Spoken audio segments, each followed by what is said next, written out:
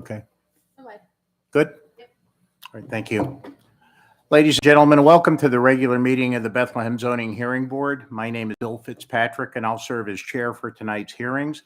Other members of the board from my left are Jessica Lee, Terry Novotny. To my immediate right is attorney Eric Schock, who will serve as board solicitor and provide legal advice to the board. Excuse me. Paige Stefanelli is the zoning officer for the city of Bethlehem and will be assisting us as well. And at the far right of the table is Jean Genova, our court stenographer, who will be taking a record of tonight's proceedings. Just to go over some brief procedural things. Excuse me. The appeals are heard in the order listed on the agenda tonight. There are 3 appeals to be heard. There are actually 3 separate sheets set out on the table over here. So if you are interested in any or all of the hearings, please sign your name on the appropriate page so we can stay in touch with you. As the appeal is announced, the appellant will come to the table to my immediate right. Our court stenographer, Jean Genova, will swear in the appellant along with anyone wishing to testify or question. There'll be a period of essentially what will happen is the appellant will make a presentation of their case, followed by questions from members of the board, the group up here, followed by potential questions from members of the audience. So we'll isolate that to testimony from the appellant and then questions. After the presentation has been made by the appellant, I will open the floor to the audience for questions or commentary, testimony with regard to the case. In every case, our court stenographer, Jean Genova, will swear people in. And I would remind you that a formal record is being kept of tonight's proceedings so that anything that you will be testifying to or questioning will be included as a part of the formal record of tonight's proceedings. My request to the audience would be to avoid repetitive questioning or testimony. And very importantly, I would advise you that anyone aggrieved by the decision the board may make tonight can appeal to either Lehigh or Northampton County Court within 30 days following the issuance of the written decision of the Zoning Hearing Board. The first hearing that we'll entertain tonight is that of 143 West Broad Street. And can I have anyone who will be testifying or questioning in this matter, please stand, raise your right hand to be sworn in. I swear by mighty God, the searcher of all hearts, that the testimony that you shall give in this proceeding should be the truth, the whole truth, and nothing but the truth, and as you shall answer to God at the last great day. Do you so swear? Yes, I do. You may be seated. Just a reminder, that included members of the audience. Is there anyone here who thinks they will be either questioning or testifying in this matter? Okay, thank you. May I know when the property was posted? The property was posted, You have sir. to speak into the microphone. November 3rd. Okay, thank you. With regard to the posting, if it would please the board, I have an affidavit together with a picture that I could enter as Exhibit A, applicant A, an affidavit and a picture of the posting if the board would Is like. that necessary? Yeah, That would be fine, thank That's you. fine. And while we're receiving that, Ms. Stefanelli, can you give us the facts of the case, please? Sure. So this is 143 West Broad Street.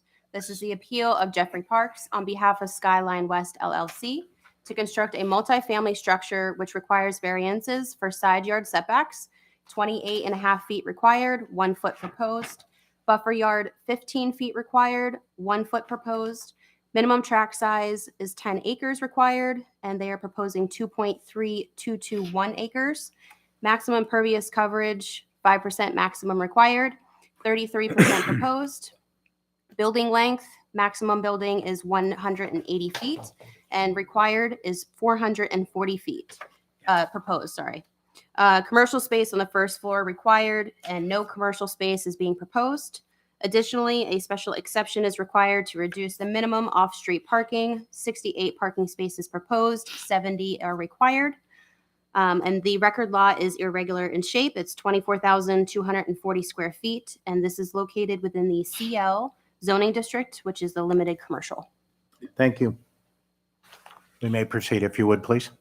My name is Dennis Benner. I'm counsel for Skyline West here, perhaps co-counsel Jeffrey Parks this evening, depending how additional testimony that may be required.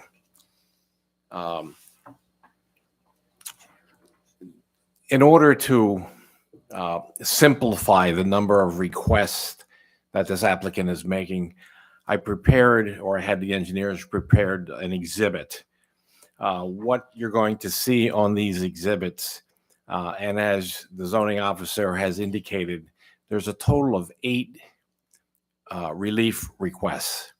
4 of those relief requests are really essentially the same thing. One, we're not sure whether it's needed or not, but to the extent that it will be, we're asking for a variance, and our engineer will testify and indicate what that is at that time.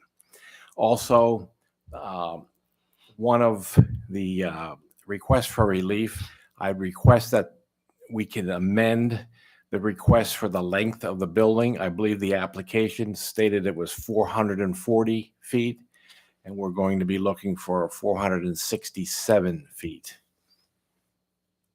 Exactly, Darren, or 467.3.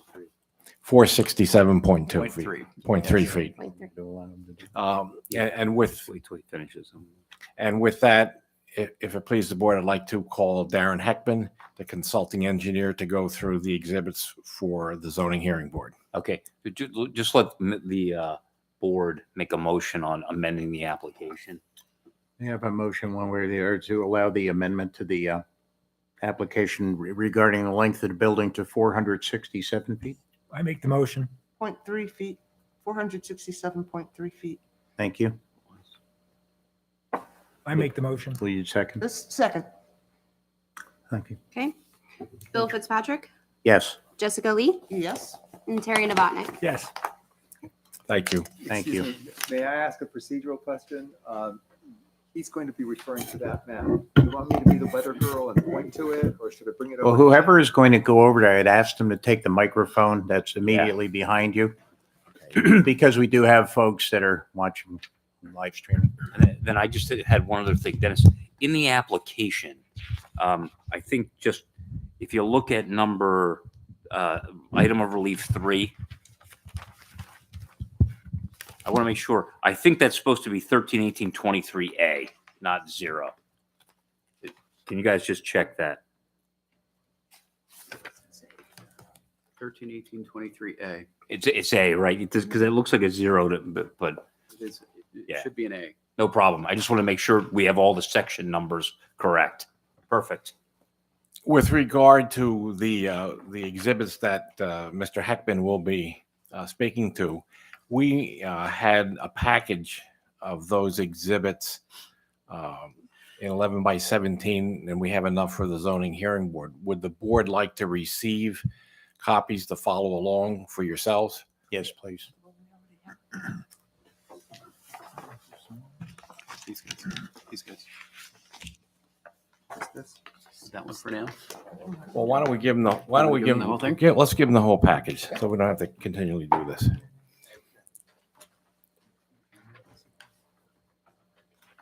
Yeah, because you don't have to advertise the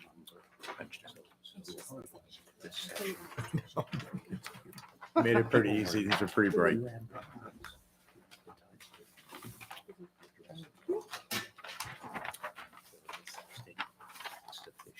The other stuff is considered extra, so that's something to do that. Now, if someone asks for a 1, it's upside down.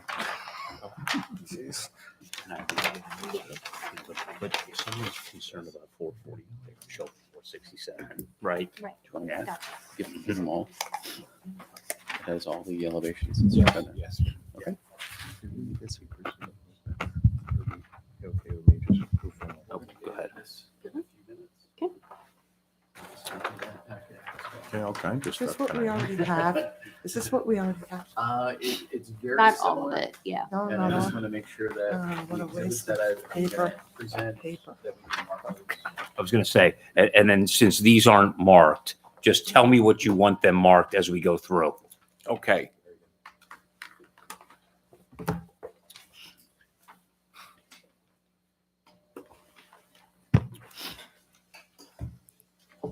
Darren, Yes. you state your name for the record, please. My name is Darren Heckman.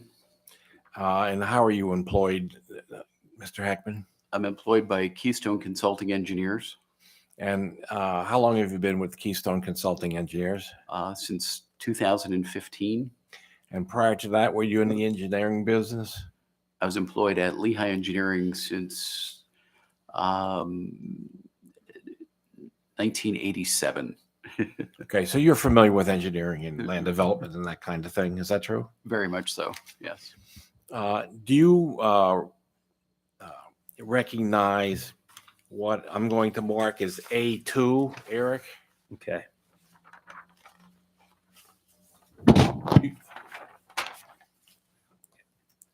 Maybe I should mark that Oh, A2 up there. You I'll wanna mark go? that.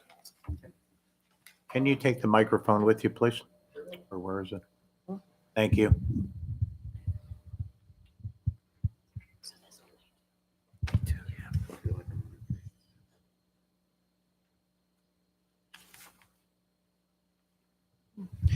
The exhibit that I marked A2 is a site analysis / existing natural resources map, which basically shows the existing features on the property, the subject property itself.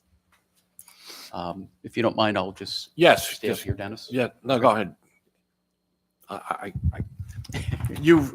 There's different colors on that board, correct? Yes. What do those colors indicate? Part of our analysis in going through the planning requirements with the city is we had to show certain slope criteria. Anything, the blue portion around the property, and again, that's on the same 8.5 or 11 by 17 map that is in front of you. The blue is the boundary of the site. That's the subject property, which is approximately 2.2 acres of ground. Within that area, the white area is slope that is less than, let me get on this side, excuse me, is less than 15%. The yellow areas itself are between 15 and 25%. The green areas shown on the map are between 25 and 35%. And then the red is over 35%. So those are our slope categories when you're laying out a property to comply with the zoning ordinance. There are certain criteria that you do, and there's multipliers, and you need a certain amount of additional area if you disturb that certain amount of slope. So I wanted to depict that on the property to show what the existing ground, the slopes exist.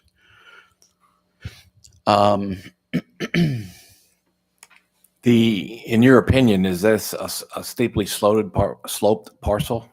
It is. It is a challenging site. There is steep slopes, and they're actually man-made slopes. If everybody knows this area, to the top of the page is Route 378, which on the right-hand side of your map, it goes under West Broad Street. So there's an overpass. Broad Street goes over there. So there's a man-made slope that was carved in there and created a very steeply sloped area. On the bottom of the page is Conestoga Drive. And again, there was an area that was, again, carved out in that bottom area. There was a construction easement that went through the property when they built Route 378 in, I think it was 1967 or 68. They disturbed this site and used it for somewhat of a construction zone.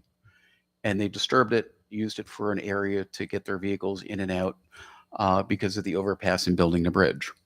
So it's not really natural slopes. It's basically man-made slopes that happened here and created this steeply sloped area. As far as there is a dwelling on the property. To the right-hand side of your map is Broad Street. There's an existing dwelling that you see there. It's a blue dashed line that you see on your map that depicts the existing dwelling.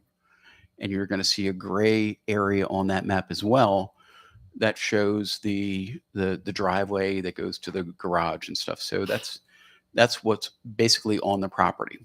The rest of it is vacant land, which is owned by the Redevelopment Authority, and Skyline West has an agreement of sale to purchase this, and we're going to do a consolidation of all these parcels to create this 2.2 acre development. Is this, can you speak to the geometry of the site, Darren? It's very irregular, let alone the right of way on the north side of the property, which is Route 378. There's many jogs in the right of way, and a very large right of way from that roadway. From the edge of the cartway to the right of way line, it's anywhere from 40 to 65 feet, I think, is the greatest extent away from the pavement. So there is an irregular shaped right of way on the top side. It's a long, narrow parcel. And these were parcels that were, again, derelict parcels that were just left over after the state came through and built Route 378. This was a residue piece. The Redevelopment Authority acquired it to do something in the future. Well, here we are.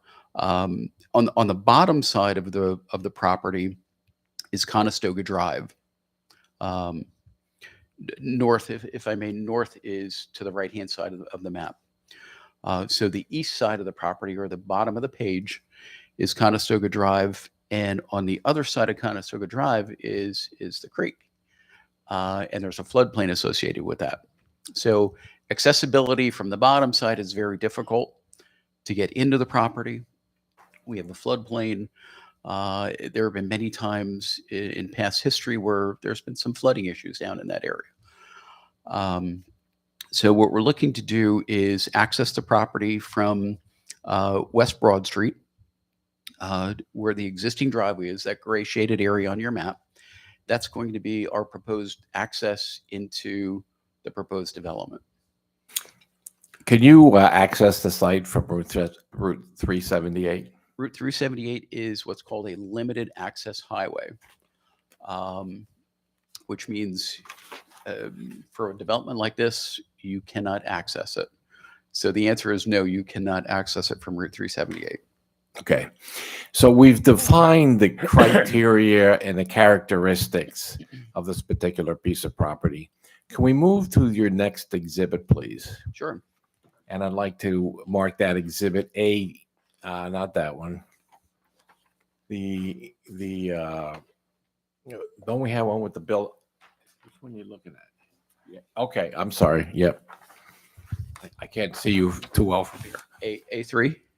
No, this is A3.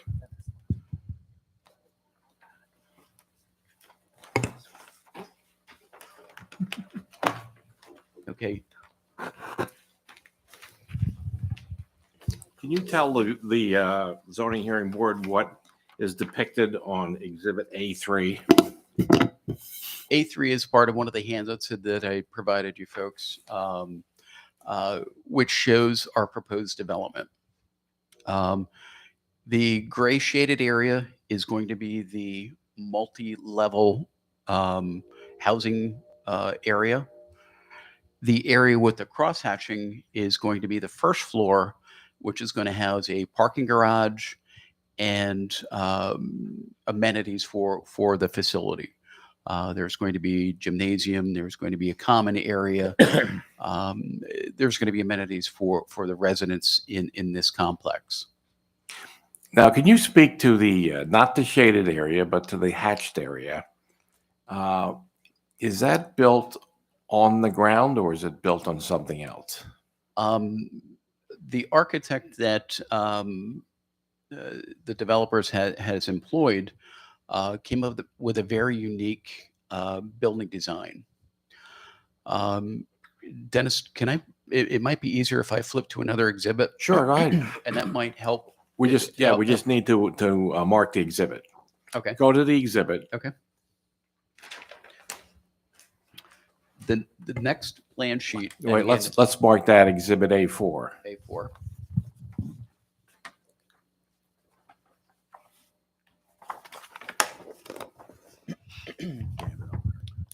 For the board, A4 is the first plan sheet in that folded packet that I handed out.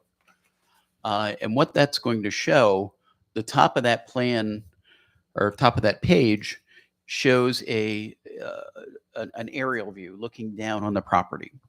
What we're looking to do, again, it's oriented the same. West Broad Street is to your right-hand side, 378 to the top of the page, Conestoga to the bottom of the page. What the architect has done, he's taken two cross sections through the proposed structure, so you can kind of see how we're trying to work this building into the land itself. On your bottom left-hand corner of your map, you're going to see an elevation view, which is a cross section through the building. And at the bottom, you see a squiggly line, and that depicts the existing ground. So the front portion of the building, approximately, let's say in about 150 feet or so, the building will have a foundation affixed to the ground. Once it gets past that, the slope of the ground goes off rather sharply. And what the architect has proposed to do is put pylons or piers in to hold the structure up and not disturb that slope. So we're not disturbing it and building a foundation in there, but we're building something that's going to be, if you want to call it, floating in the air. Sounds kind of silly, but there's going to be piers into the ground, but the structure itself is going to be elevated to hold a level plane from the road, which is on your left-hand side of the page, which is where Broad Street is. And as you go through that elevation, you can see how the ground falls away. The cross section on the right-hand side of your page, or exhibit A4, is looking at it from Broad Street, a cross section that way. You can see the sharply sloped area that goes down on the left-hand side, goes down towards Conestoga Street. And again, what the architect has tried to do is preserve that slope and build on the flatter area of the ground and utilize pylons or piers in an effort not to disturb the existing steep slopes. And Mr. Heckman, would you help me? Can you point out, as you're describing where you're looking at this exhibit, what area are you? What I was Right. talking about here is the exhibit on the illustration on the right-hand side, which shows the existing slope here, which goes down to Conestoga Street. Thank you. That's what I just wanted you to clarify. Jessica, were you able to see what he was? Okay. Thank you for that clarification. No worries. So I think the architect has done a great job in working with the ground that the site that we have to work with. And it's also going to preserve the amount of trees that we're going to be disturbing, the amount of earth moving that we're going to be disturbing. So it's really confined our construction area by utilizing that method of construction. So I think it's very unique, somewhat outside of the box, which I think is great for a unique piece of property. And Darren, could you indicate to the zoning hearing board where do you park in this facility? I'm gonna flip back to exhibit A3. At the bottom of A3, on the lower left-hand corner, is a first floor view of the proposed building. There's going to be an access from West Broad Street, and there's going to be a parking garage that's going to come in from Broad Street, and there's going to be 68 off-street parking spaces for this complex. Would you turn again to Exhibit A4? And could you point out the parking area on that exhibit? It's going to be on that lower left-hand illustration. It's going to be this lower level that you see. The heavy bold lines that you see above that or going to be the residential units that are going to be above the first floor. Okay.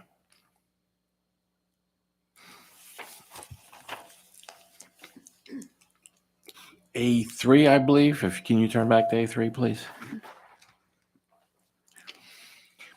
Now, we're asking for a number of areas of relief. And if I could just take you through each one of those, please. I believe that the four of the requests for relief either are very similar. One may be questionable whether we need it or not, but to the extent that we do, we're asking for it. Can we just direct your attention to the first one? Sure. Go ahead. The first one is section 130601, parentheses A, parentheses 4, parentheses B, footnote F. It's a side yard setback. With the side yard setback in this zoning district, it's required to have a 15-foot side yard setback. However, if you have a structure that is over 35 feet in height, for every foot that you go over, your side yard setback increases by a half a foot, which I took our maximum height in this district, which is 60 feet. So 35 from 60 is 25. 25 times 0.5 gets me 12 and a half feet. So I had 12 and a half feet to my 15. So I need a side yard setback of 27 and a half feet. Again, if I would put that 27 and a half foot setback in there, it's going to push our building down over the hill and into the very, very steep slope area. So again, we're asking for that relief to build up on the higher ground in an effort to minimize the disturbance of the steeper sloped area. Okay. Can I direct you to number 2? Number 2, the relief is section 1306.01, parentheses B, parentheses 2, parentheses A. Again, it's a side yard setback. In looking at the zoning ordinance, in the CL zoning district for multifamily dwellings, it tells me to utilize the RT zoning district, which is the first request that we're relief that we're asking for. So I don't know that this is really applicable because it throws me to using that criteria, the RT criteria for my side yard setback. So I don't know that if it's needed, but it's basically the same explanation as far as the relief that's needed. But we wanted to ask for it just to make sure that we have the base covered. If we need it, we're asking for it. If we don't need it, we don't need it. But we just wanted to bring that one up as well. But the first one you said The first one it'd be 7.5 feet more deficient. 7 feet. 27 I'm and a sorry. half. Yes. So my only point is if you got one, you by necessity got two Yes. because it's 7. Okay. All right. But the first criteria tells me to go, which is the RT zoning district, which is Okay. where it tells me to go to for my side yard setbacks. Right. This one here is in the underlying zoning district, which I don't know that it's applicable because it tells me to go to the RT. So Gotcha. it was in our zoning letter and our conversation with the planning commission. So we just wanted to make sure that we had the base covered. If we need the relief, we wanted to ask for it. Can I direct your attention to number 3, please? Number 3 is related to buffer yards. Section 1318.23, parentheses A, buffer yards. A buffer yard is required on a side yard. And it's an 8-foot buffer that's required. And in going through the discussions with the planning staff, they were looking at our frontage as West Broad Street and calling the side yard Route 378, which is basically another frontage road, but we can't access it because it's a limited access highway. So they said, well, you need the buffer yard there. As far as buffering the highway, again, our same relief, we're asking to build within 1 foot of our property line. Now, there is a little bit of a niche here, and I'd like to point that out.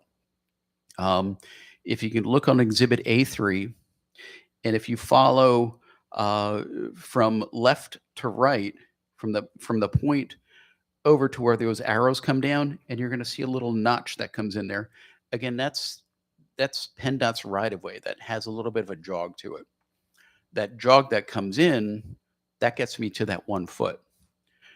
Outside of that jog, that's 6.7 feet. So we're 0.3 feet away from meeting the ordinance of, well, I'm sorry, 1.3 feet, 1.3.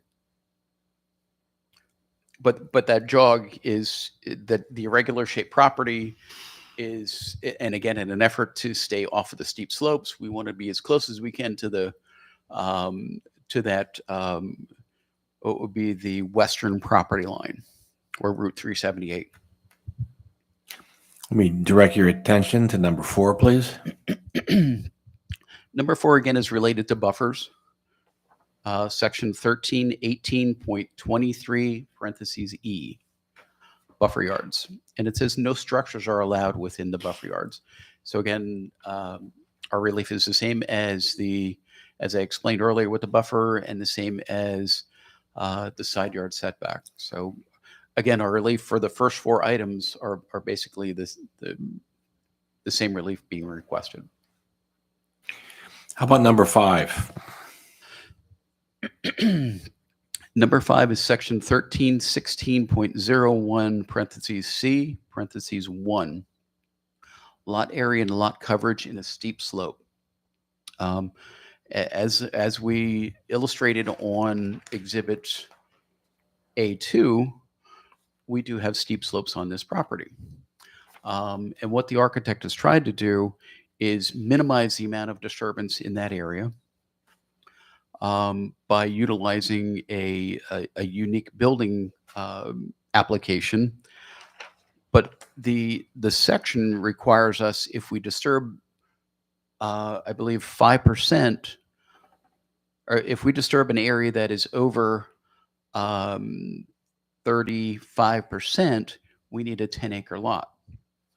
Well, we have a 2.2 acre lot, so we do need relief from that, which is would that be like 7.6 acres of relief we need. As far as the impervious coverage, it tells me if I have disturbance in that area, I can only have a 5% impervious coverage. We're looking for 33% impervious coverage. So are you saying this is implicated only because you're proposing to disturb some areas over 35%? Exactly. And do you know how much that area is? I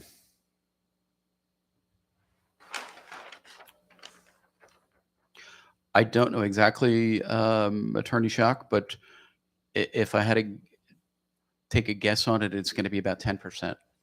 10% of the lot? No, 10% of that area. Of that area, okay. Of that steep slope. The right. red zone. Let's Right. call it the red zone. Yeah. So our proposed building is going to come in through here. Okay. So approximately 10% is going to get disturbed.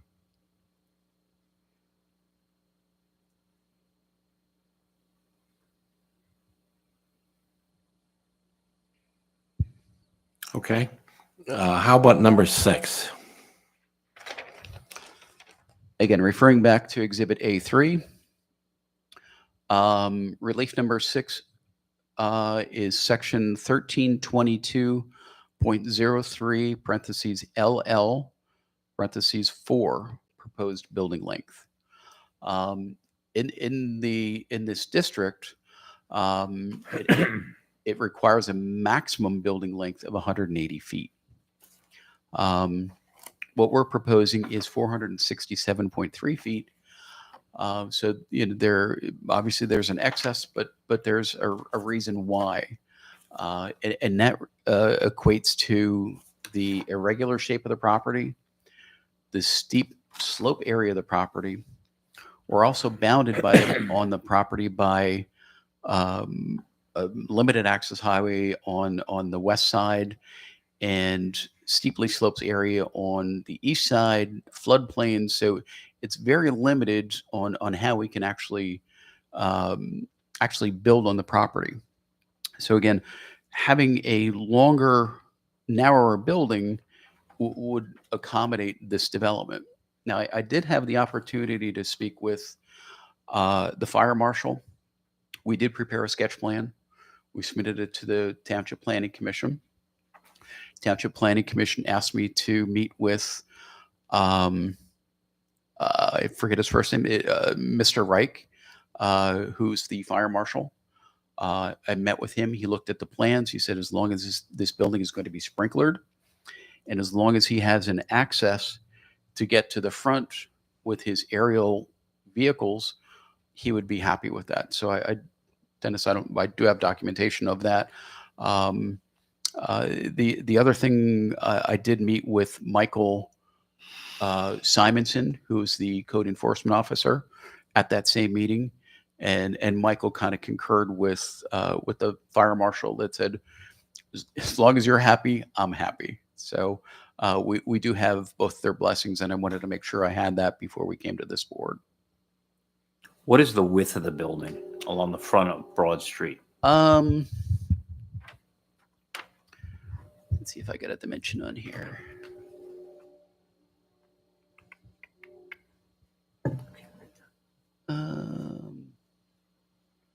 I'm going to say it's approximately 60 feet. Okay.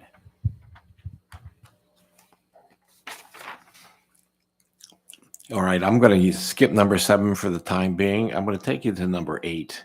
Okay. That's the parking section. Okay. Could you tell the board what section 8 is? Okay. Again, on Exhibit A3, the lower left-hand portion of the map that I had handed out, section 1319.02, parentheses B, parentheses 2, is a special exception for parking reduction. When you go through the requirements for the zoning ordinance, there is 40 proposed residential units in this structure. You take that 40, multiply it by 1.75, and you come up with 70. The configuration of the building, the piers, the structures, everything else, the architect got 68 spaces within the structure. So it's minimal amount of relief that we're asking for, but nevertheless, it's something that we need that relief. And I guess as far as obtaining that relief, it requires a special exception to be considered by this board. Darren, in your opinion, will this building alter the essential character of the neighborhood? No, I think it will blend in.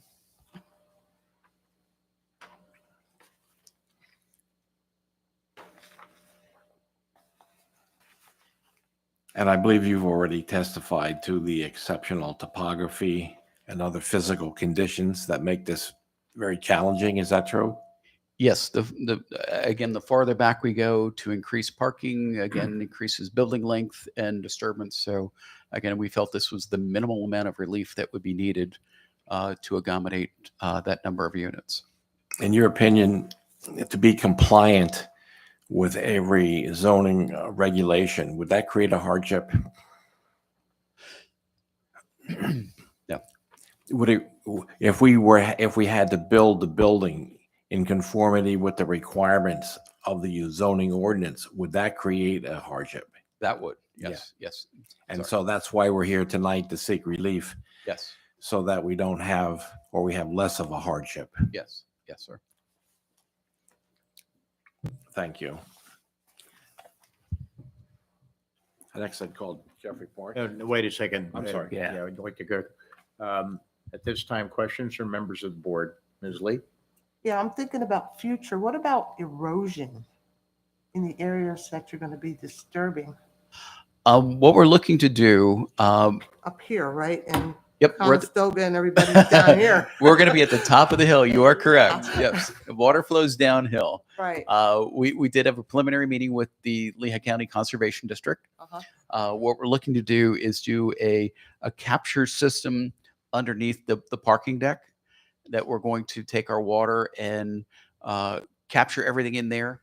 There's existing storm pipes that do run down from the bridge that go down and go under Conestoga Drive. So we'll be tying into that area. So there will be nothing running over land, if you Okay. will. So there's going to be, basically call it like a big tank that's going to be under the parking Okay, deck. but like when you're building this whole thing, are we going to have rolling things No, what we're looking to coming do, downhill? our sequence of construction is going to be to basically clear the area, put in what's called silt socks around the perimeter, Uh-huh. which will hold the erosion back. And again, doing the area of the parking garage up on piers, there's going to be minimal amount of disturbance. So an auger is going to go in, dig these big Right. piers and build it up off of a pier. So, and everything will be built from Broad Street in. Oh, yeah, that'll of be our course, construction there's entrance. No other way. Yeah, you're right. You're right. Step ladder. Okay, and I have one more question. On the plan, I see steps coming down from the parking area on A4. There is, if you look at Exhibit A3, if you want to flip to Exhibit A3, down along Conestoga Drive, there was some old structures that were down on Conestoga Drive, and the remnants of those foundations are still there. There's a staircase that's up in there. There's remnants of a flat foundation that's there. And what the architect is proposing to do is have somewhat of a walking path that'll go down and connect into that area. So these folks can go right down to Conestoga Yeah, I was Drive. wondering what they'd be doing, going down the steps into the Yep. So, and that's exactly into the what that's, sloped area to go where? that's exactly what that's going to Okay. be for. So that's going to be, if you can see on Exhibit A3, there's a shaded box kind of in the middle of the site. That's the remnants of that foundation. And adjacent to that foundation is a staircase that goes down to Conestoga Drive. So again, the architect wanted to find an accessible route to get from this complex down to the lower Our area. homes Yep. down there. Yeah, Yeah.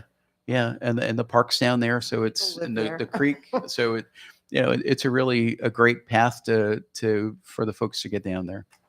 Okay, that's all I have right now. Can I just ask a question, Terry, to clarify? Thanks. With regard to the erosion question, Mhm. what reviewing bodies look at that issue? In other words, you mentioned you met with LCCD Mhm. because that's for stormwater. Are there other parts of the process that you would do Mhm. subsequent to potentially getting an approval here that would look at whether there's any negative consequence? If you can just tell us who else looks at things, right? Sure. As part of the process, hopefully we get a favorable decision from the board Right. tonight. We will have to go through land development plan through the Okay. city, through the city planning commission. As part of that land development process, we will have to go through Lehigh County Conservation District. We'll have to obtain an erosion control plan.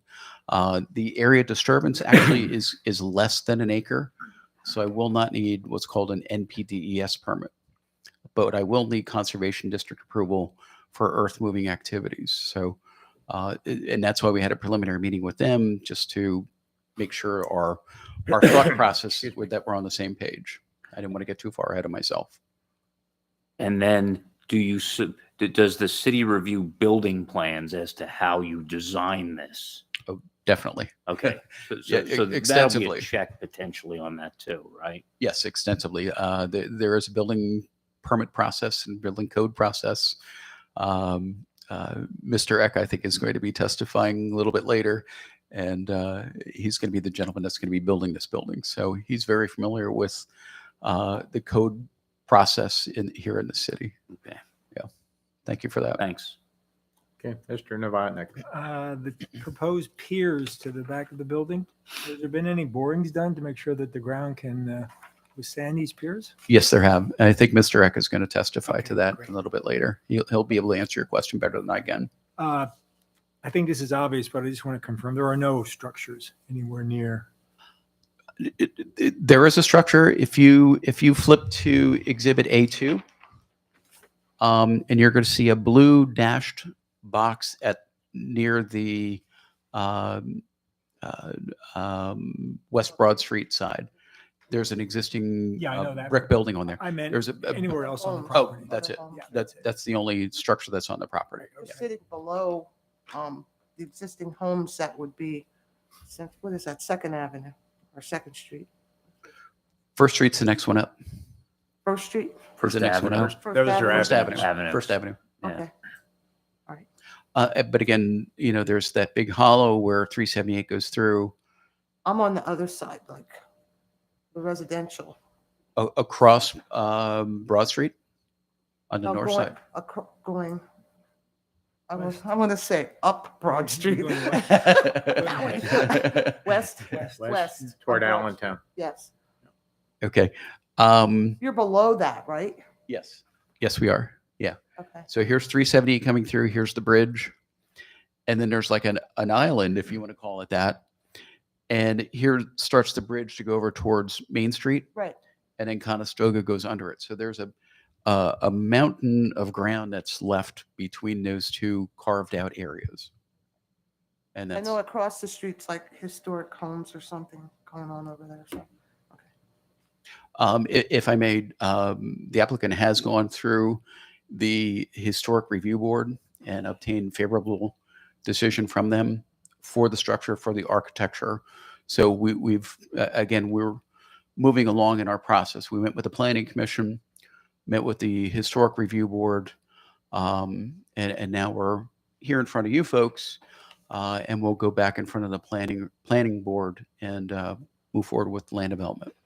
Will be our next step. Stormwater runoff, is it going to run into the Monocacy? Yes, sir.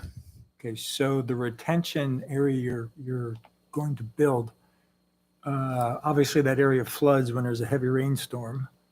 How heavy a rainstorm will that retention area be able to keep so that it the whole. dribbles off into the creek? I need to hold back my 100-year storm. Okay, So, yep, there's going to be, I'm going to refer back to Exhibit A3 and that crosshatch area that you see where the building is depicted. We're going to have under storage, I don't want to call it underground. Underneath the parking deck, there's going to be a battery of pipes that's going to retain the water. And that won't affect, like I said, any erosion. We're or going if they to, leak or something, God forbid, parking deck. In the future, it takes time to Yep, erode. So yep. that's my concern since you're on a slippery slope. Yep. to where? Slippery slope.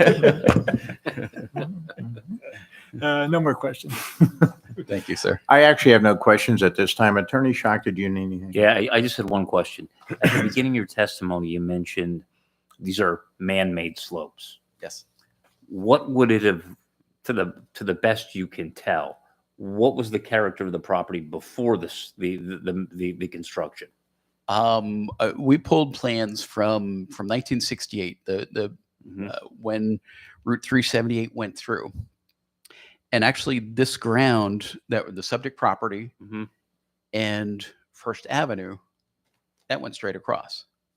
So this all got cut down in and basically made a tunnel under Broad Street. So would you say it was relatively flat before the man-made slopes? There was still slope going down to Conestoga, Right. but to the north side, it was, I don't want to say it was level, but there was minimal amount of slope. But But the area where you're putting the building was fairly level.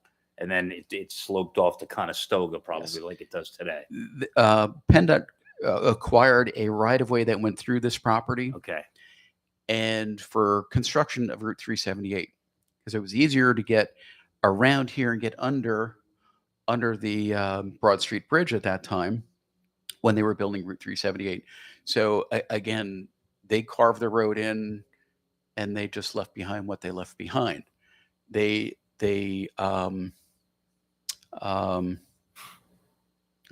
what's the word I'm looking for? Not adverse possession, but they claimed those properties in there, condemned those properties, and knocked them down, built a construction road, and left them. And they got Whatever. rid of the extra because it's outside of the right of way. Yep, and kind of left a pile there, and the redevelopment authority acquired it.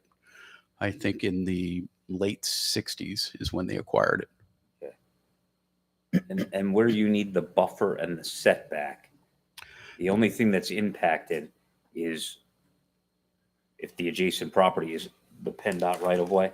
Yes. Okay. Yeah, the buffer and the impact is adjacent. Both the setbacks and the buffers are all along the 378 corridor. So that's, I don't want to say it's not warranted, but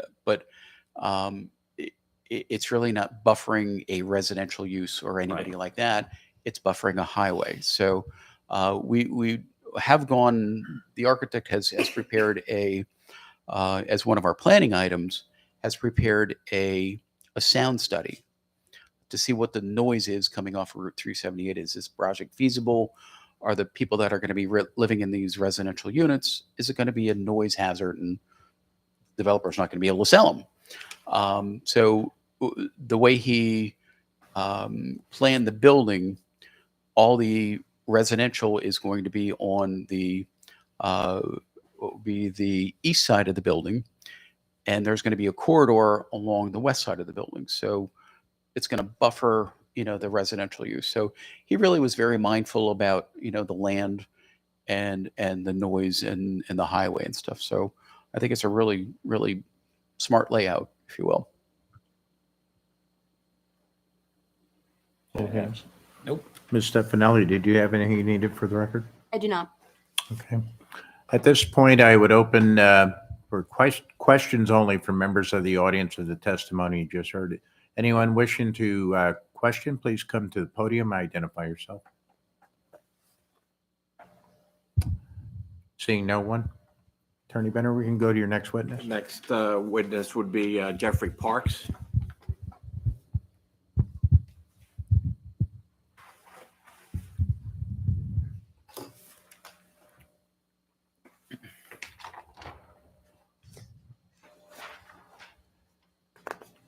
Well, I'm not talking about this. No, you can talk about go to the first elevation, Jeff, the Broad Street elevation.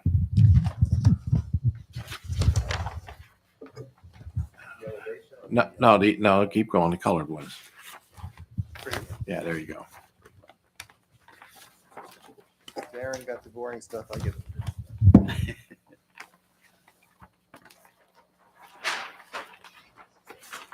And can we mark that? I believe it's Exhibit A5.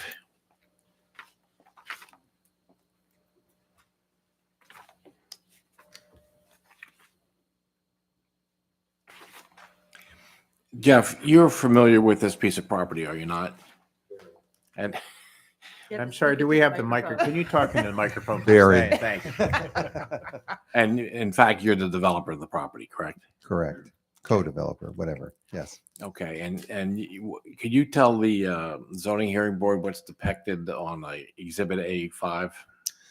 Yes, but I just briefly, if you don't mind, like to orient everybody because this is a complicated piece of it's the detritus of putting in Route 378. So this is right now. There's a structure here that's a residence that will be torn down. To the left is the Broad Street Bridge. The Broad Street Bridge was first constructed of wood in about 1870. And then it was replaced in the early 20th century by this concrete structure. It's also the Lehigh Northampton County dividing line, which I find interesting. Anyway, that was the Broad Street Bridge was done a long time ago. But what was new then in the 60s was when they ripped 378 right through here, they created this little isolated stub. So it's not a continuous part of the Broad Street retail corridor, nor is it a continuous part of the West Side retail corridor. There's this bridge from here over to First Avenue, basically, and this property just sits alone. So that I think you need to understand that, because that one of our requests is for relating to having retail or commercial property in this building. It doesn't really make sense here because it's not connected to anything. So this is the architectural design which has been approved by the HARB board and by City Council. It's contemporary, but it uses a lot of the materials from colonial and Victorian era Bethlehem, and this is in the historic district.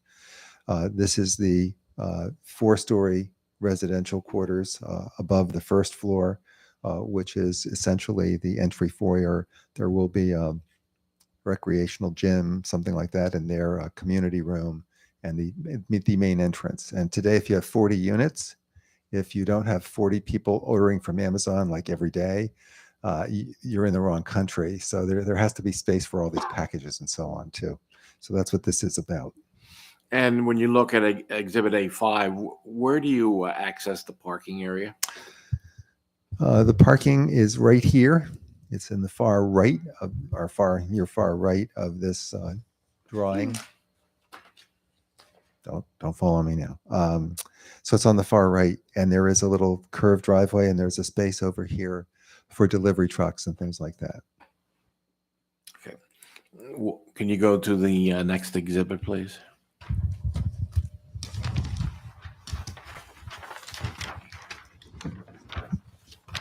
Make this A6. 6.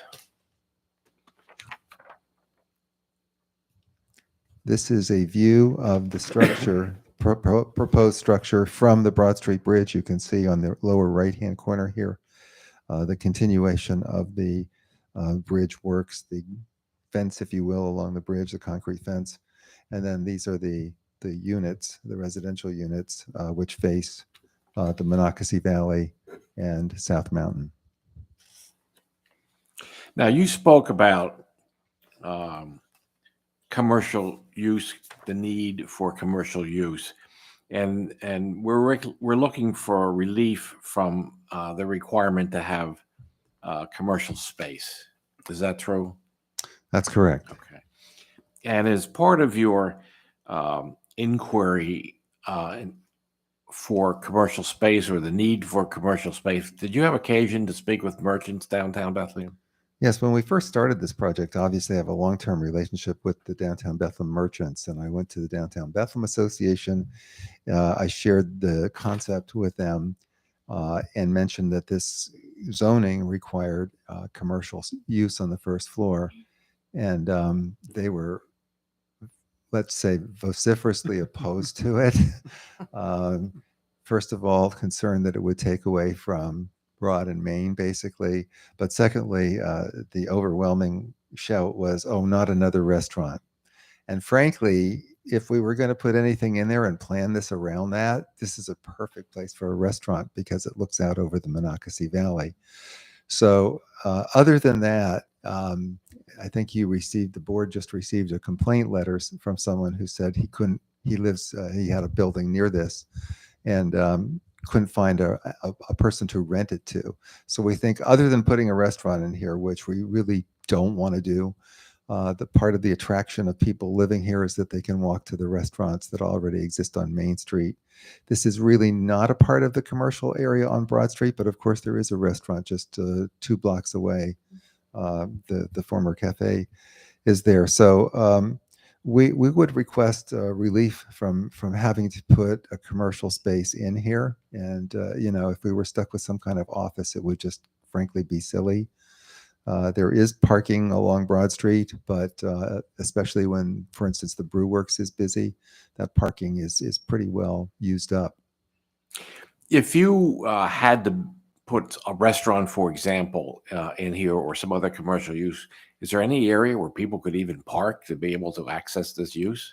Well, let's just say between here and the Brew Works, it's a block, but that block is full of cars on a busy evening in downtown Bethlehem, and most people are compelled to park in the little parking garage behind the Brew Works or up on the other two large parking garages. Thank you. What's the next exhibit, Jeff? I think this is just an image from the Monocacy Valley. So let's call this A7. A7.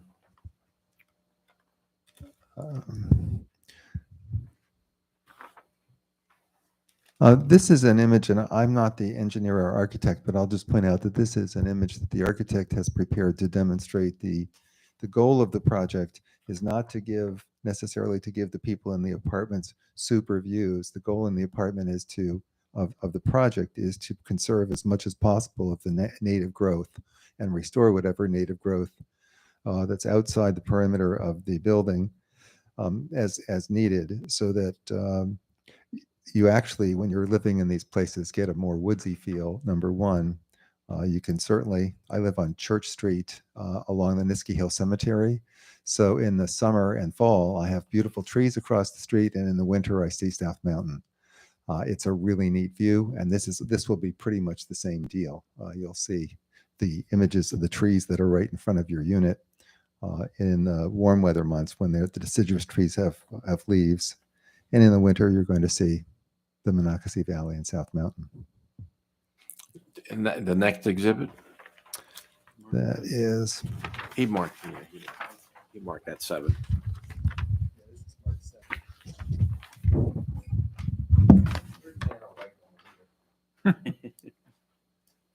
That's what he's going to. Oh. They're glued.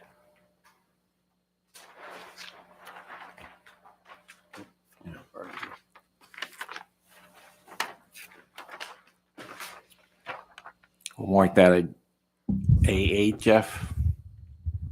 Yes, sir.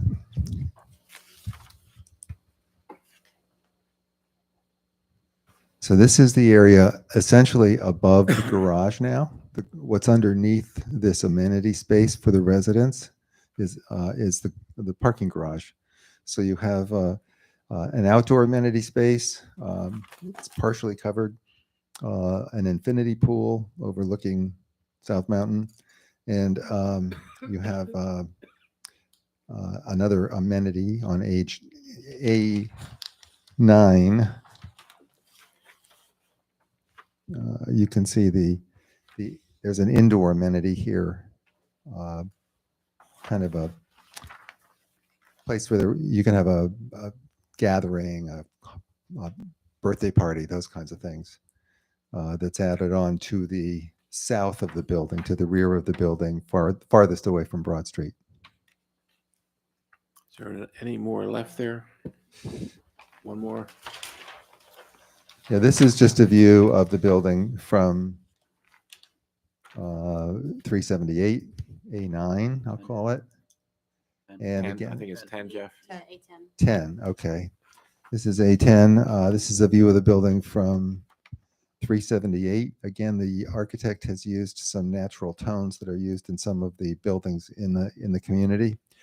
These will have some windows in them to illuminate the hallways. This is a single load building, which means the hallways are all on one side of the building, and there's no apartments or units or residential units on the other side of the building. So there will be natural light within the hallways, but they will be special windows to keep out the noise from 378.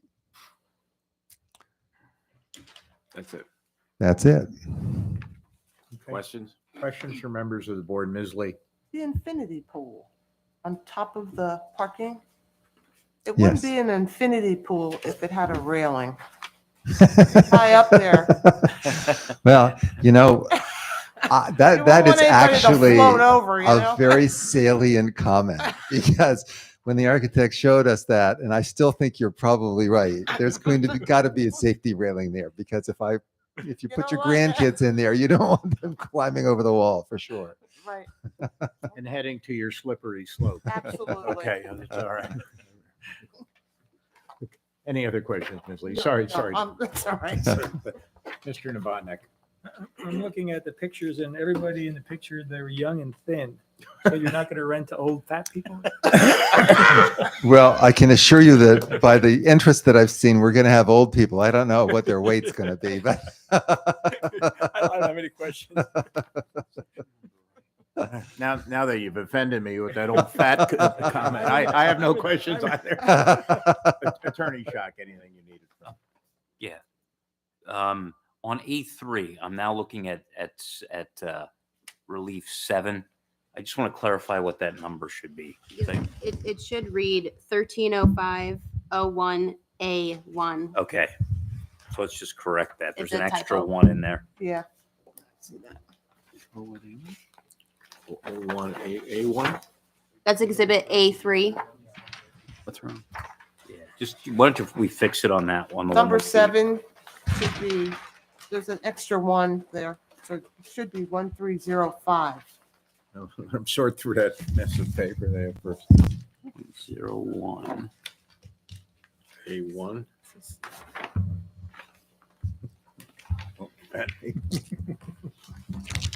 I might be You're going to fit right in. Sure, man, okay. Now that you're thinking about it, right?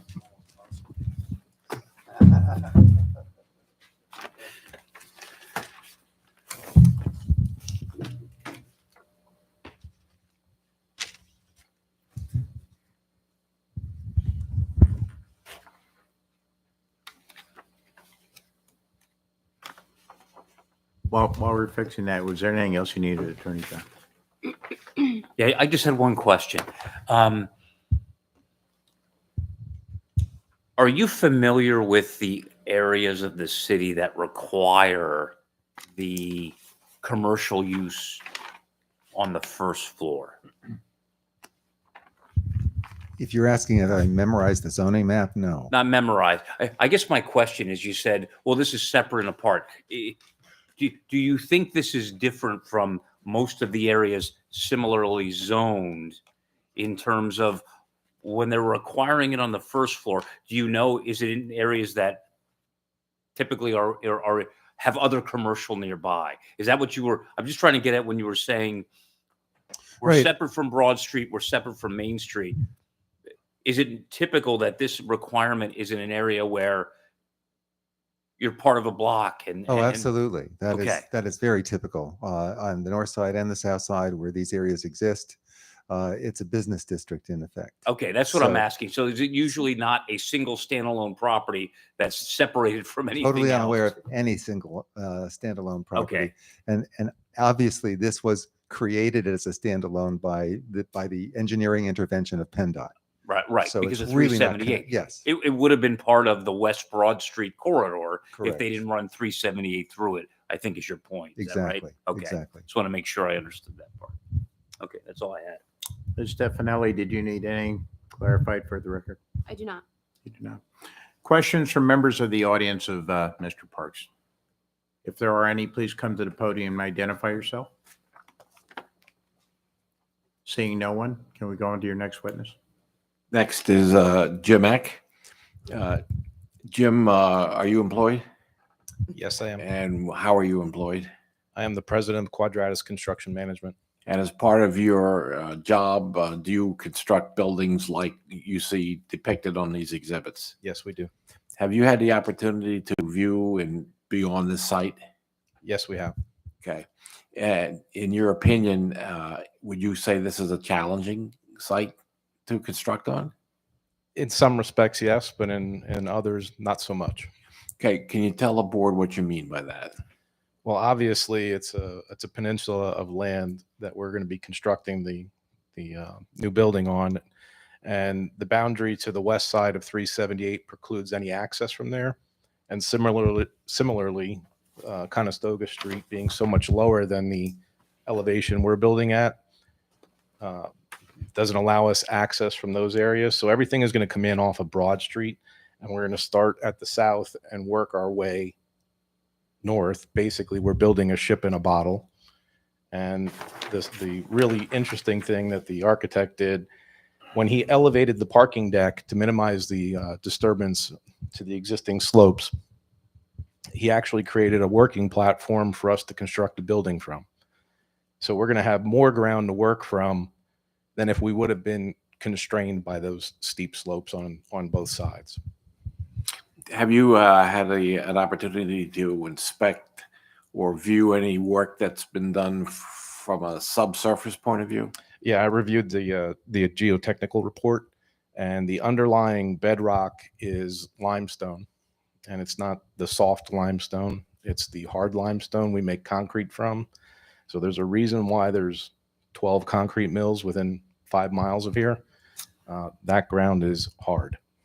Will you be able to drill the piers down into that rock? Yeah, I'm very confident that once we pour those concrete piers, it's not going to go anywhere. In your professional opinion, do you believe that you can build this building in a safe manner? Yes, like I described earlier, having the platform of the parking level to work from is going to give us an area to stage lifts. Once we construct the main residential tower, we're going to be able to use swing scaffold off of that residential tower to finish the sides of the building.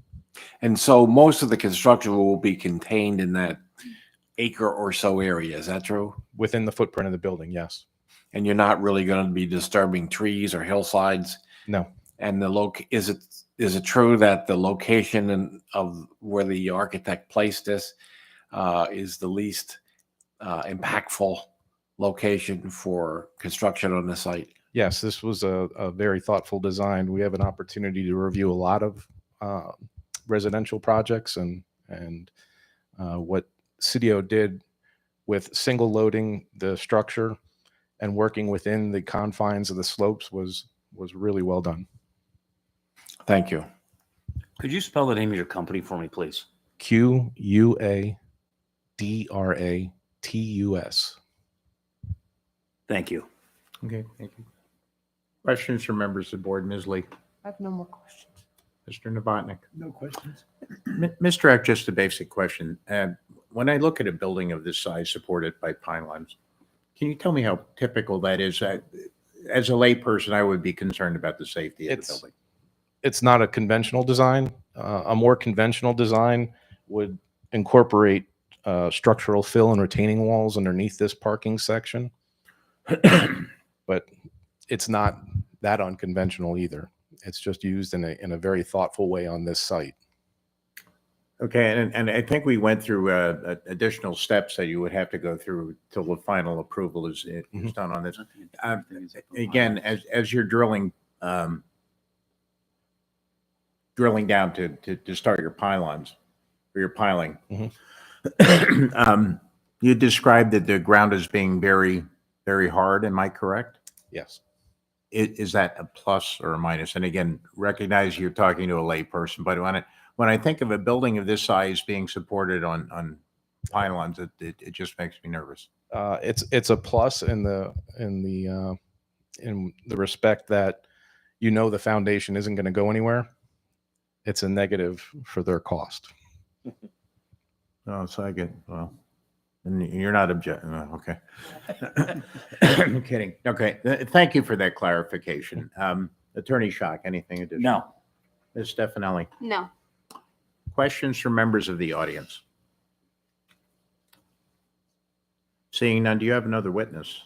I do not. We would close it. I would ask that the board receive the exhibits. All right, Attorney Benner, I'm just going to procedurally open the floor for any testimony or comments from members of the audience.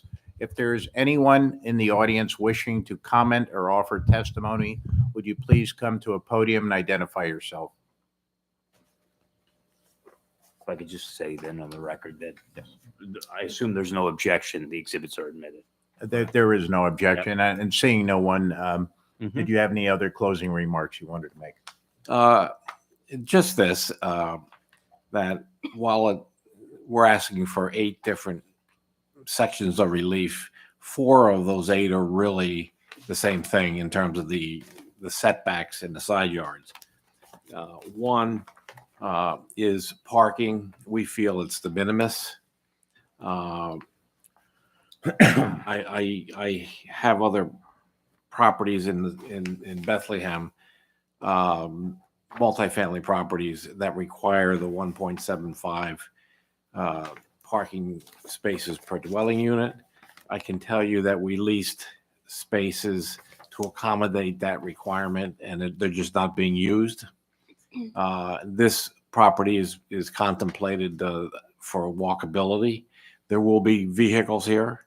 I don't believe that we will even use 68 spots. But to the extent that we want to be compliant as much as possible with the code, we're going to build as many as we can. And we believe that asking for relief of 2 spots is de minimis. With regard to the commercial space requirement, I can tell you that my own personal experience, however well thought about the need for commercial space, it's very, very difficult to lease. I can speak to that for a building that you may be familiar with in 3rd and New in the south side of Bethlehem. And I see it all over the valley. I think it's a great idea, but if the man doesn't want a blue suit, he's just not going to buy a blue suit. And that's been my experience. And I think this particular location, I think Jeff spoke to it very well, that it is an isolated location here.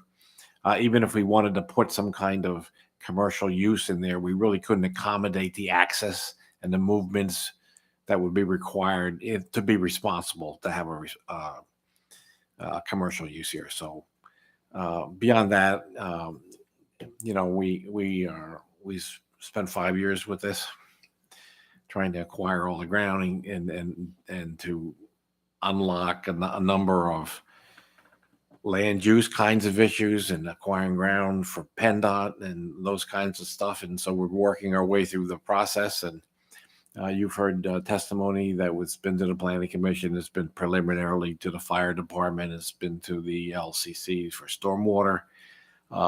We certainly needed to come here for your folks' input on this tonight. We need to go through the land development process. We need to have this reviewed by multiple bodies before this can even get off the ground. So with that, we would respectfully request the board grant the relief that's being requested. Thank you.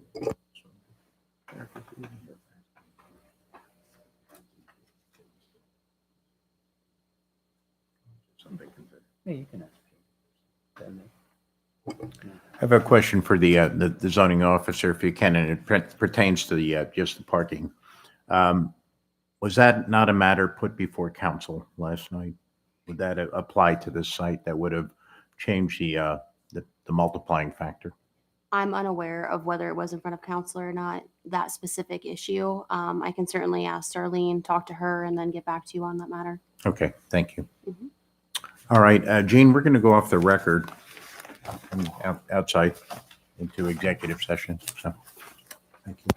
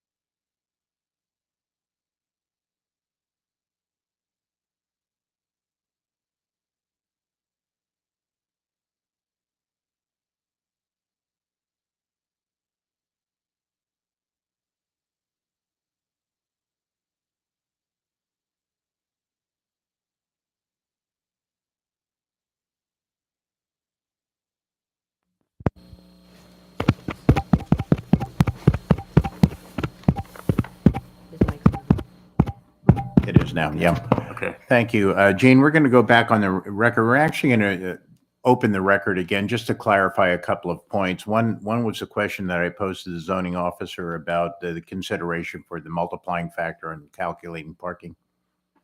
So I did speak to Darlene Heller, and she stated at the council meeting last night that they did discuss it. It was a public hearing. However, they did not have any questions and they did not have any comments and they did not vote. Okay.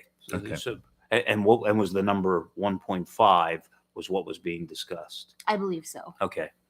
And then second, as is the board's typical procedure, we received email comments, correct? Correct. Okay. Do you have those emails? I can bring them up on my computer. Okay. And I did send them to everybody. Okay. And did Mr. Benner see those? Yes. Okay. So, Mr. Benner, the way we usually handle these is it appears as if these folks are not here. So we will accept we typically say we'll accept an objection based upon hearsay, but the board will make them part of the record, acknowledging you didn't have the opportunity to cross-examine any of these folks. Well, then we would object as hearsay. Yeah. And the board could choose to do with it what they will. Yeah, and that's, yeah. So that's the usual outcome that everyone seems to find okay. So I just wanted to make sure we got those into the file. And with that, you can Yes. close the record. Good. And thank you very much. The record is now closed and I would accept a motion from a member of the board. Sure, Mr. Chairman.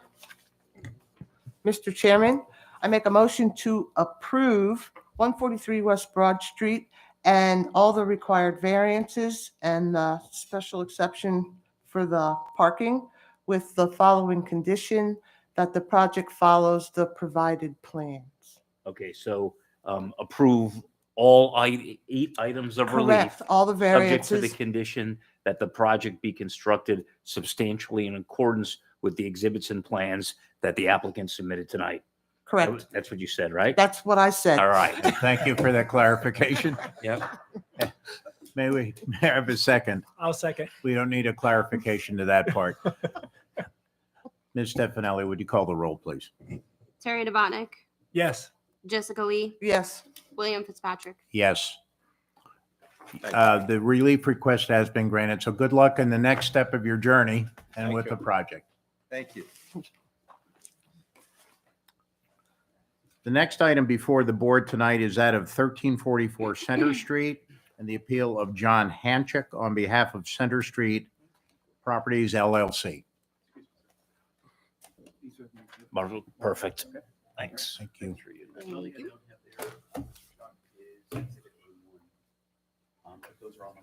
Okay, which one was it? Yeah, Oh, Was that was the A1 red? Oh, I've got it. Was the posting. Did I give that to Oh. you? Posting piece. Perfect. Thank you. Thank you. Good. Thanks very Have a much. good night. Again, good luck with the project. All right, at this time, as it pertains to 1344 Center Street, I would like anyone who will be testifying or questioning to please stand, raise your right hand to be sworn in on the matter of 1344 Center Street, even if you think you might get the urge to ask a question. It's easier to swear you in now. Swear by mighty God, the searcher of all hearts, that the testimony that you shall give in this proceeding should be the truth, the whole truth, and nothing but the truth, and as you shall answer to God at the last great day. Do you so swear? I do. You may be seated. Thank you. And can you please tell us when the property was posted? Property was posted, this was Twice. scheduled for a hearing and continued a few times. Property was posted on October 5th and then October 17th. Thank you. Okay, and my understanding is tonight's date was then announced at a public meeting, correct, after was- the posting? I wasn't here, but that's my understanding as well. Okay, so I think Okay. that's sufficient because we announced the date We did. on a date that had been posted. We did. We did. Yep. Ms. Stefanelli, can you give us the facts of the case, please? Absolutely. This is 1344 Center Street. This is the appeal of John Hanchik on behalf of Center Street Properties LLC to construct an addition for an additional unit, making 3 total dwelling units, previously 2 units, which requires variances for minimum tract size, 9,000 square feet required, 5,400 square feet proposed. Minimum lot area, 2,500 square feet required, 1,800 square feet proposed. Minimum lot width, 90 feet required, 40 feet proposed. And a minimum side yard, 15 feet required, 4 feet proposed. Additionally, a special exception is required to reduce the minimum off-street parking. 6 parking spaces are proposed and 9 are required. This is a 30 by 145 foot lot, which equals 5,400 square feet. And this is located within the CL zoning district, which is limited commercial. Thank you very much. Okay, gentlemen, we can proceed. Okay, just for purposes of the record, my name is Paul Herrick. My last name is Harak. I'm an attorney with Holzinger, Herrick, and Scamillo, 1216 Linden Street, Bethlehem, Pennsylvania, 18018. I'll call my first witness, John Hanchik. Hi, John Hanchik, And John, where do you reside? 3310 Cherrywood Court. And do you own 1344 Center Street? Yes, I do. Now, how long have you owned that property? I think since 1998. And actually, in 1998, you owned it individually, and then transferred it to a entity, Center Street Properties LLC, that you're the sole member of in 2015. Is that correct? Yes. Okay. And can you describe the property for me? We purchased a property from Hess Medical Supply back in 1998, and we've been running our business there ever since. Okay. And your business is known as Valley Business Systems, Inc., correct? Yes, we sell and service business equipment. What kind of business equipment? Copiers, printers, fax machines. Okay. Do you have a showroom at the property? Yes. And incidentally, Valley Business Systems, Inc., you're the majority shareholder, correct? Yes.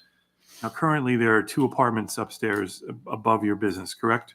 Yes, that's correct. Okay. And Valley Business Systems, Inc., how many employees do you have? We have myself and 3 others. And tell me about the business. What do you do? So besides selling, do you do repair work there? Yes, we do. We do sales and service, repairs. We have one person in the office the whole day, and we have 3 people, including one of them being myself, that most of the time are on the road doing sales and service. Okay, so when you say they're on the road, do they use their own cars? Do you have company cars? Everybody that's on the road has a company car. Okay, and it's a company car that they bring home with them every night. Yes. And do those same people come and report in the office every day? Sometimes we come in, but most of the times we head right out to do service calls, and we stop in periodically during the day to, pick up parts, pick up toner. But most of us don't just come into the office and hang out in the office all day, because 95% of what we do is in other customers' offices. Okay. And the existing first floor right now, you have an office there. What else do you have? Well, there's the front of his office, and then the back part of the building is kind of like a warehouse. And that's what we're looking to expand, the warehouse part. So when you say kind of like a warehouse, tell me a little more about that. It's where we have, it's where we store the copiers when we get them in. Some of them are up to 500 pounds. Do you have parts and equipment back there as well? Yes. Yeah. A lot of it's toner. A lot of the newer machines we're selling now has they're color machines, so they have a lot more toner. So we've been inundated with needing space to store toner and space to store machines. And we're kind of busting at the seams right now. So do you have a lot of street traffic or walk-in customers? Very few. We have 1 or 2 people stop to pick up toner, but most of it's delivered. Okay. Is that 1 or 2 people a day or 1 or 2 people a week? 1 or 2 people a month. Okay. Tell me a little bit. So this property actually sits at the corner of Center Street and East Greenwich Street, correct? Yes. And the back of it is Hoddle Avenue, I think. Okay. Which is an alley, basically. No, it's a road. It's a road. Okay. Tell me about the neighboring properties in your neighborhood. Across the street, we have a restaurant. Across the Greenwich, across Center Street, there is a Chevelle Parts inventory warehouse or garage, whatever they do. And then diagonal from us is another business where they used to be investment people. Now they do wedding planning. So that all four of the properties in that intersection are commercial. So, and just the restaurant we're talking about is Rudy's Diner, correct? Yes, On the other Rudy's side of Diner, yes. Greenwich? Okay. Yep. So, and then beyond that, up and down the road are a mix of residential and commercial uses and properties, correct? Yes, So you kind of have what I would, for lack of a better word, an eclectic neighborhood. Is that a fair statement? I would say. Okay. Now, your lot size is actually only 5,400 square feet, correct? Yes. So you actually have a limited non-conforming lot, given how the zoning ordinance is set up. Yes. So tell me a little bit about the apartments. The people obviously stay there and Mhm. have vehicles that are parked in the parking lot, correct? Yes. Okay. And those people customarily during the day are at where? They're usually at work, and they usually get home anywhere from 3 to 6 o'clock. Okay. And you're then, what are your hours of operation? We have someone there at 8 in the morning, but everybody else usually starts around 8:30, and we're usually done between 4 and 4:30. And you have one employee that's there every day, right? Yes. And that's the person that comes in at 8 o'clock? Yes. Okay. And then the other three of you kind of float in and out pending what you're doing. Exactly. I mean, there's some days I don't even go into the office. I'm gone the whole day. So there are days where you have no business cars in the existing parking lot, correct? Just one. I'm sorry. Just correct. the one car. One person that comes, right? Mhm.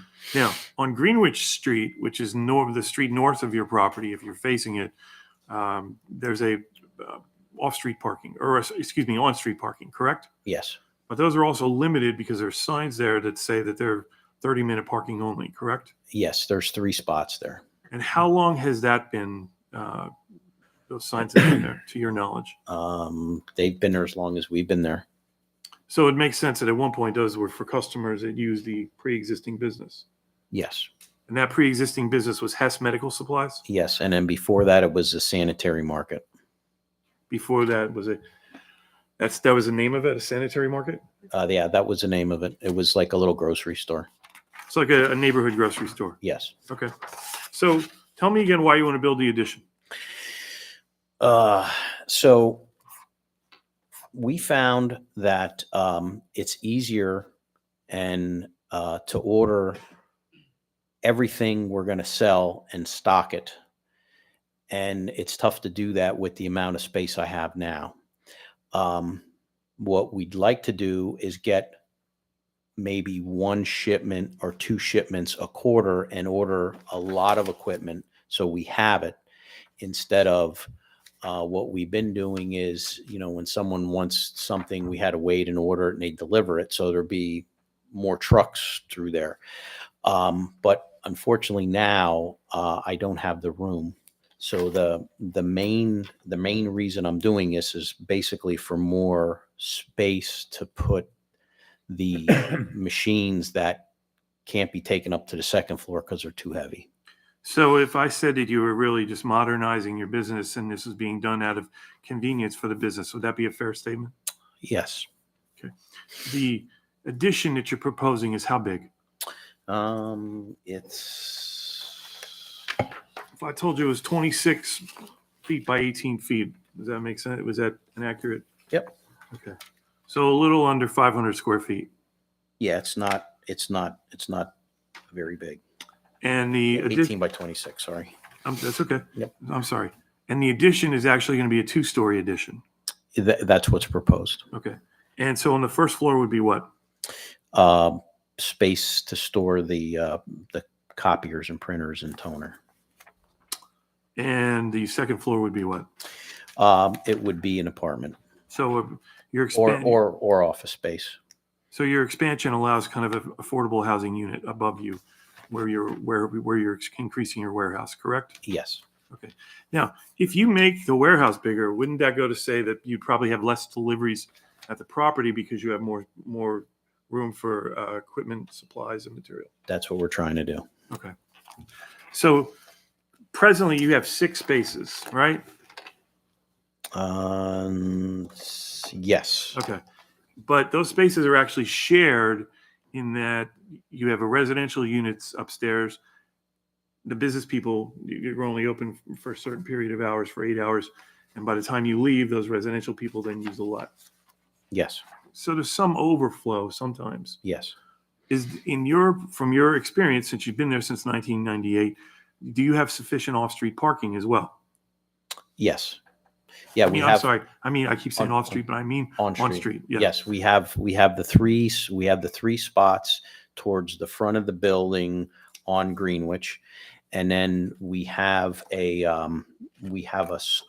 spot that is in front of our garage door that usually one of the techs parking because they're not going to be there that long, that no one else can park in anyway. And then there's one additional parking spot at the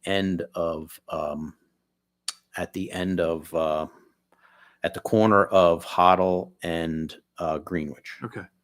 And when you have items delivered, how do they come?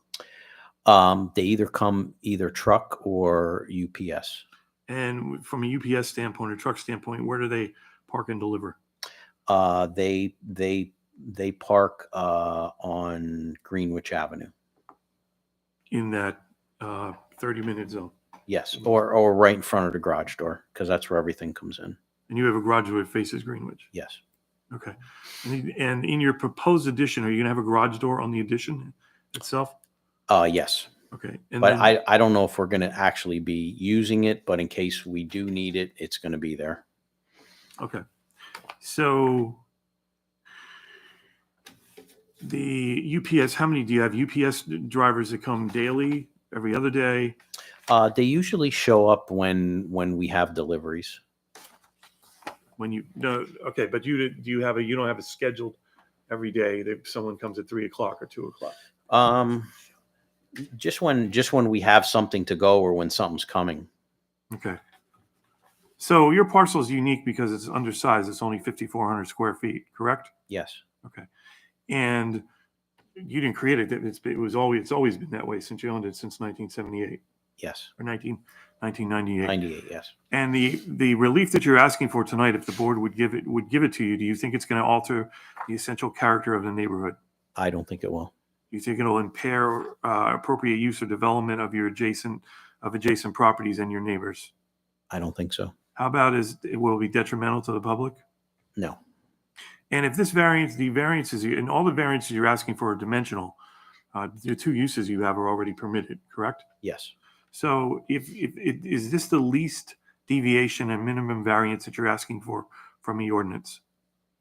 Yes. Now, how long have you had 4 employees? Probably the last 15 years. So with this expansion, because it's warehouse, are you planning on hiring any more employees? Or not. So if the board made a condition of their approval, if they were going to grant the approval tonight and made a condition that you could only have 4 employees, would you be okay with that? I would. Okay. Now, as far as so we're asking for a variance for the dimensions, and then we're asking for a special exception for the parking because we have a mixed use basically. Mhm. Okay. So again, do you think that your use and your expansion is going to affect the public welfare at all? I can't see how. Do you think it'd be a substantial improvement to your property in immediate vicinity? It would. If the design and construction you plan, is it going to be maintained to continue the harmony and appropriate appearance of all the other of your property and the ones around you? That's the plan. Okay.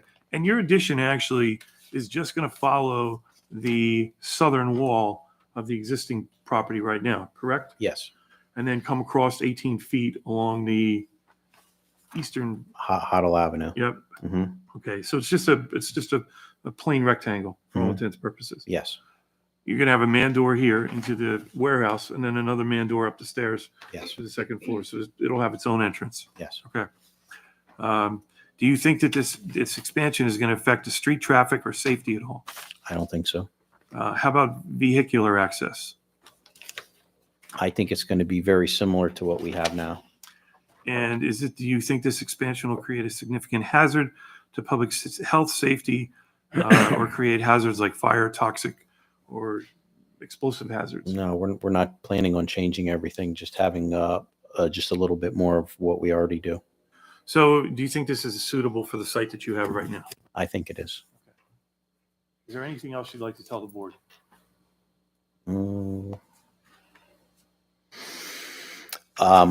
We've been in the city of Bethlehem since 1998, and I'd like to stay here.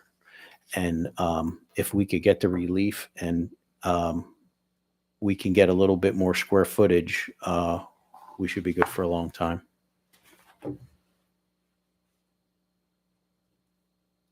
Have a second, just to look at my notes.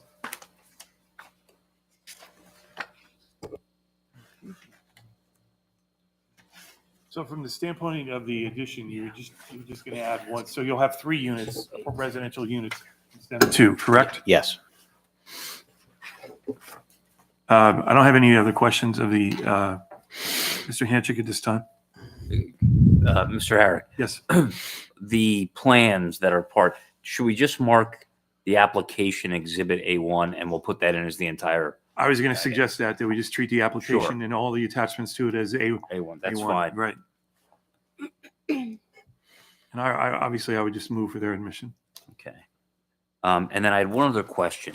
The application said you have 7 existing spaces and you'll have 6 after the construction if it's approved.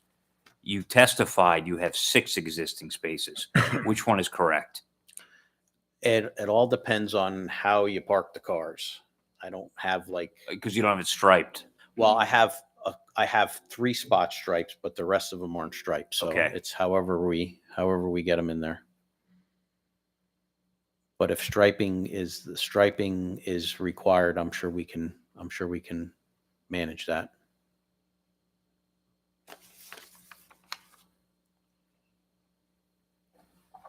All right. And 9 are required. How do you, Mr. Herrick, can you tell what's the calculation for the 9? So I have to be honest with you, I calculate 8, but I could be wrong. So the apartments, my understanding is the apartments require 1.75 spaces each.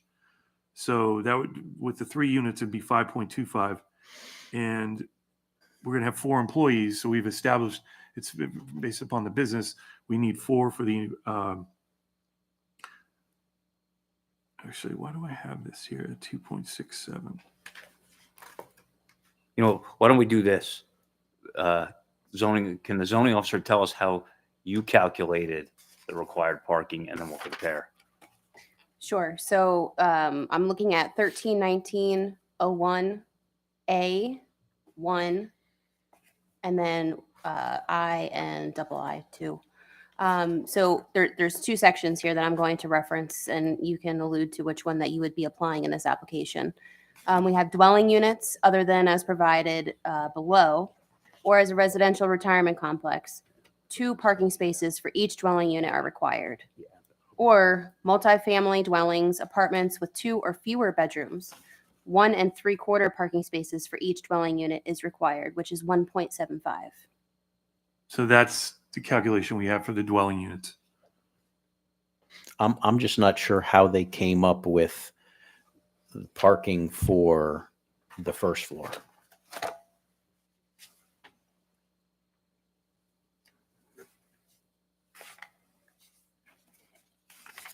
All right. So all of these apartments are 2 or fewer bedrooms? That's correct. Yes. Okay. So all apartments 2 or fewer, which I guess would be 2, 0, or 1. All right. So those are 5.25. Then how do we determine the business parking? Is it 18? Is that what you said? So I thought the business parking, I have a calculation of 2.67, but I can't read from my notes how I got to that figure. I guess my question for you is, what use did you recognize as the parking requirement for the business?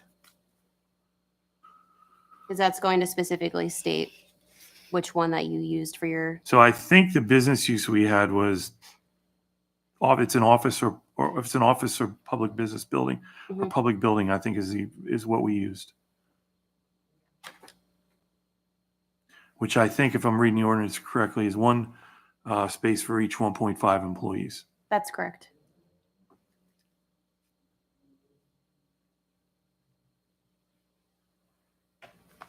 Mr. Hanchik, you said that there are at most 4 employees or only 1? There's one that's full-time, that's there all day, and there's 3 others, including myself, that were not there the whole day. We stop in, pick up a toner, pick up a machine. And we're on the road. I would say my day's 75 to 80% of the day on the road. Okay. So for clarification purposes, let me ask you this. The 3 people that are on the road basically are sales or repair. Yes, Okay. The one that's there all the time is your office. office, Okay. yes. All right, so I guess what you did is 4 divided by 1.5 is 2.67. Yes. That's exactly what I got. 2.67, Yep. That adds up to 7.92, which would Yep. round up to 8. Okay. All right. And you have potentially 7 now, but you show on your plan 6 With the addition, with the addition. addition. yes. Okay. All right. But then I thought they had a something on there that if you have office during the day and Yeah, there's a Potential special at night. exception provision. okay, You also have a joint use provision under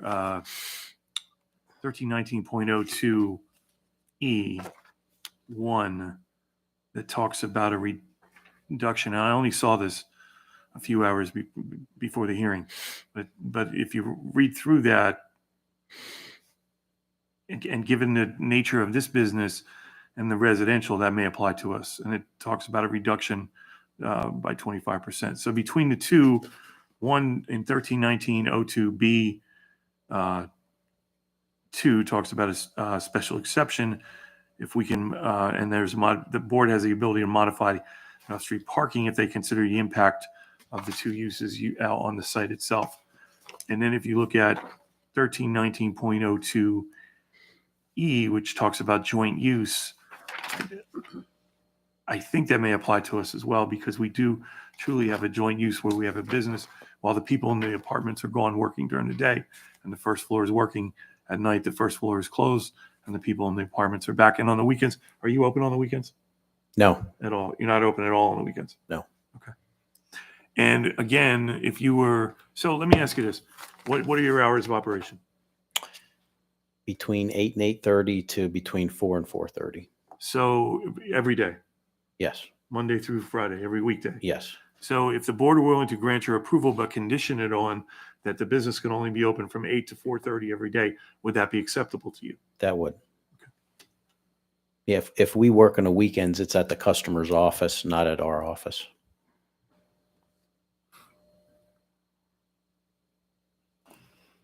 Okay, and then just to clarify the other relief.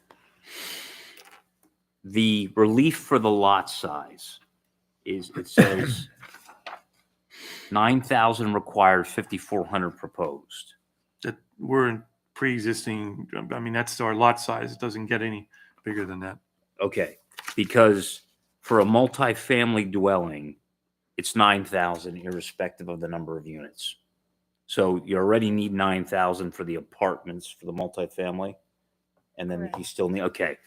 The tweak is the lot area per dwelling unit. Because when you add am I correct that if you have 2 and it's 2,500 per space per unit, 5,000, they actually would have enough. That's the one that changes by the addition of the 3rd unit. Correct. Correct, Okay. because we need 7,500 for the 3rd unit. And the lot width is similar to the lot area. It's already deficient. Right. Okay, Yeah, I mean, it's existing as is. It's legally non-conforming Right. at this time. okay. So the one that's not an existing nonconformity is the lot area of The lot. the dwelling unit. That's a fair statement. Okay. Okay, I understand. Yep, I understand the items now. Okay, and anticipating that there may be questions from members of the audience, we were presented 3 exhibits. I would appreciate if someone from the audience could take my set and put them on the table so you can look at them if you would like to assist you in the questions you might ask. If you just set them over here, there's 3 different. Thank you. And I would invite you to take a look at it because we'll do questions from our board first. Okay. All right, at this time, I would invite members of the board. Ms. Lee, questions? I really have no questions right now. Okay. Mr. Novotny? In your testimony, you talked about the second floor of the addition. You mentioned either an apartment or an office. Yes. Is one or the other? Or? Well, I'd like to have it as an apartment, but I mean, I could be able to use it as additional office space if we need to grow anymore. That's my only question. Okay. And to clarify that, the office space, if you choose to use it, is only for your own business, not to bring in an additional business. Yes. And it seems to me what we're talking about is and this is probably a question more for Attorney Herrick, that the lot size, et cetera, is just pre-existing. It's correct. In my opinion, it's a pre-existing non-conforming lot. It's only 5,400 square feet. All right. Okay, in which case, I know I've required anyone looking at those exhibits to be a speed reader, but I'm afraid that's the best I could do. At this time, I would welcome questions from any members of the audience who are interested with regard to the testimony that you've just heard. I'm sorry, Paige. Before you do, I would like to invite our zoning officer. Please come to the podium and just wait a second, if you would. I have a couple of questions. Sure. For the striping, so you're saying that there is no striping currently? No, there's striping for three of the parking spots. Okay. So it would be very likely, in my opinion, that striping would be required, just so you're aware. That's not a problem. Now the parking, so the only concern that I had in terms of your plan was that now on your plan, it specifically states, I'm looking at A2. On East Hoddle Ave, the elevation, it's showing outline of existing door and stair section to be removed. My only concern is that you stated that this would actually stay intact and it would not be removed. And if that is correct testimony, you do have a parking space at a minimum, looks like 2, that are proposed in front of the garage door. And my concern is that if you're having any type of truck traffic, deliveries, individuals needing to park there to pick up supplies, anything of that nature, that's clearly going to pose a hazard and an issue. Okay. Well, the garage is there. The garage door is there just because in case I have to use it, I'm not planning on using it because I'm still going to be using the garage door that's on the Greenwich Avenue side. I mean, worst case scenario, I would think if I have a delivery van that maybe I would put in there in the wintertime, that really wouldn't, the garage, I don't think in the back is going to get used, but I don't want to not put a door there.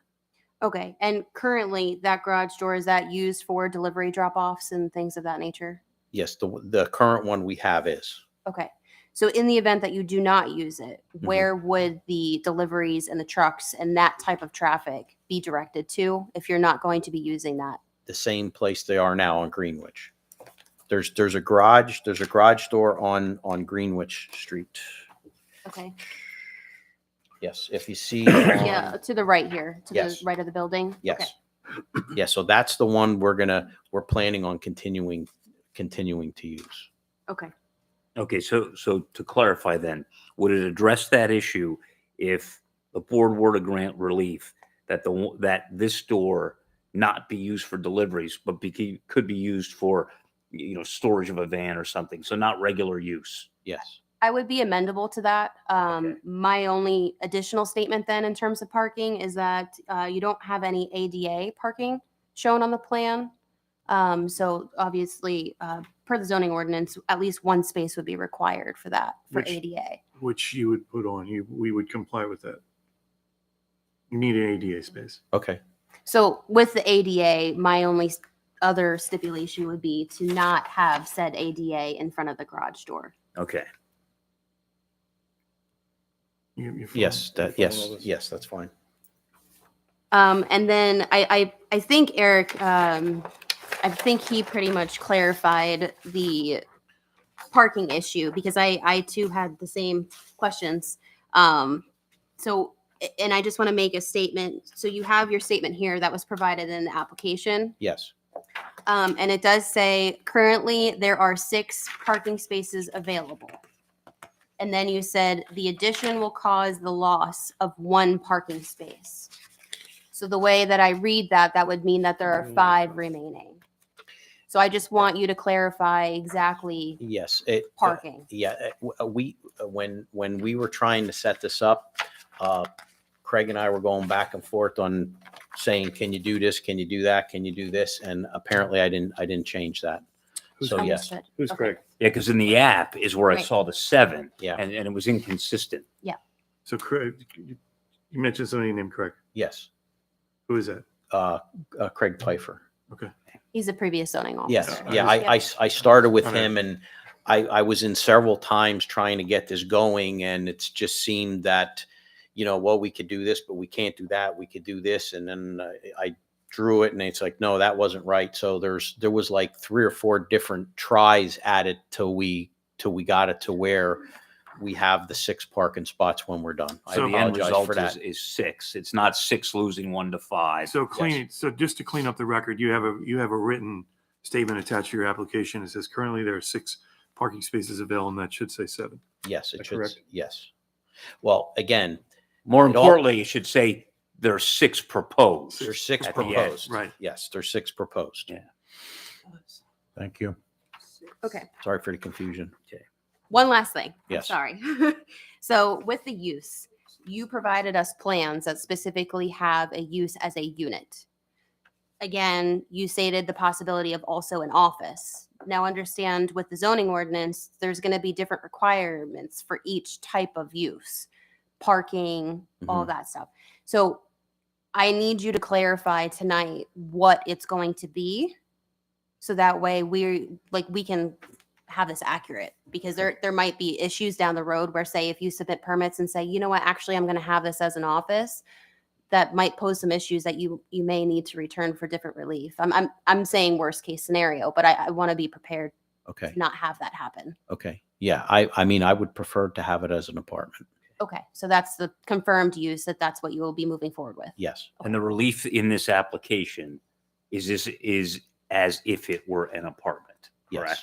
Yes. Okay. That's the relief in this application. Okay, That's correct. And it's understood that's the way we will consider this. right. All right. Okay. That's all I Anything have. else? Thank you, Ms. Stefanelli. Sir, thank you for being patient. Would you give us your name and your address, please? The name is Kurt Hoyak. I reside at 118 East Greenwich Street, which is located east of this property that we're discussing tonight. And I have 2 questions. How your last name? Hoyak. 2 questions. One relates to exactly what we were talking about in regards to the east elevation photograph there on A2, where it's listing and showing a garage door. And the parking spaces, which are described on one of the other exhibits, list 2 parking spaces in front of that.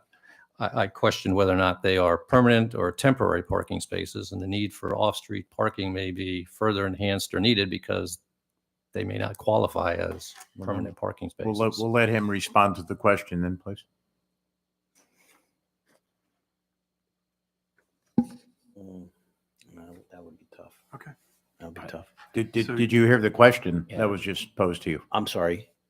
Can I- You- I- Yeah, I- they're going to be asking you questions, Yes. so. All right, I Okay. apologize. That's okay. The question is, on your east elevation, you show the garage door, Yes. which faces the alleyway, Huddle Avenue. Yep. And on another exhibit, you list 2 parking spaces in front of that, which is what we've been discussing here. My concern is the same. What qualifies as a permanent parking space with regards to off-street parking? Because they'll probably have the need based on what you've said as wanting to build an inventory of more product, having it available on site.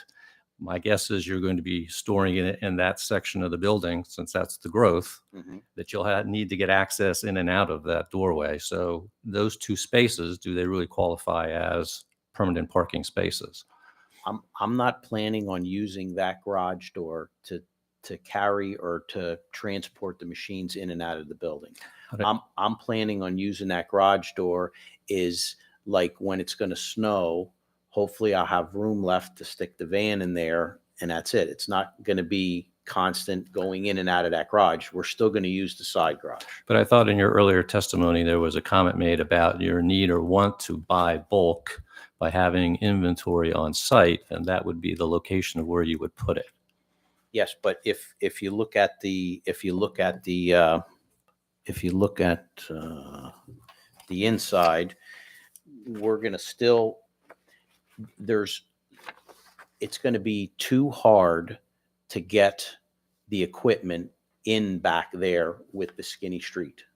We're still going to unload it exactly the way we do now. We're going to take it through the side door, and there's going to be another garage door it's going to go in the garage going through that way, because there's no room in the alley to put a truck. Yeah, I mean, we've noticed you've had big rigs come in to unload some of these bigger copiers, and certainly the alley wouldn't suffice with regards to Exactly. have those Exactly. And big again, rigs. that, the garage back there is,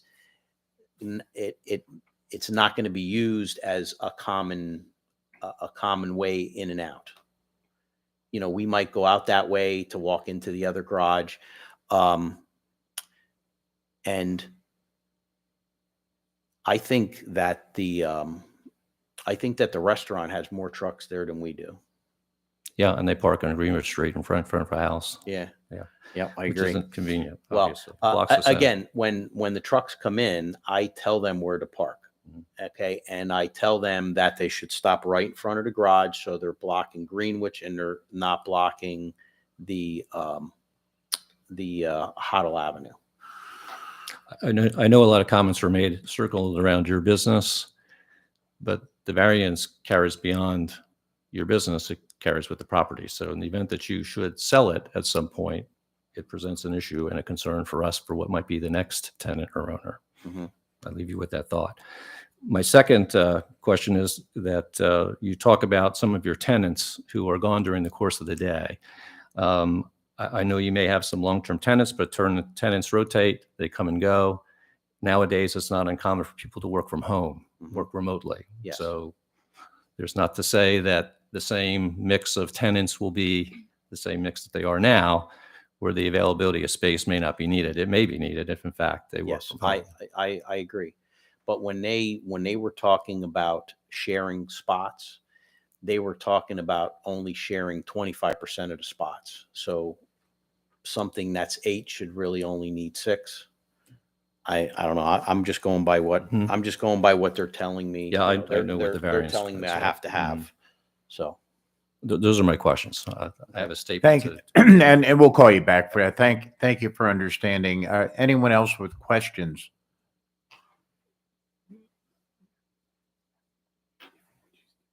Seeing no one, Attorney Herrick, did you have an additional witness, or He's my only witness.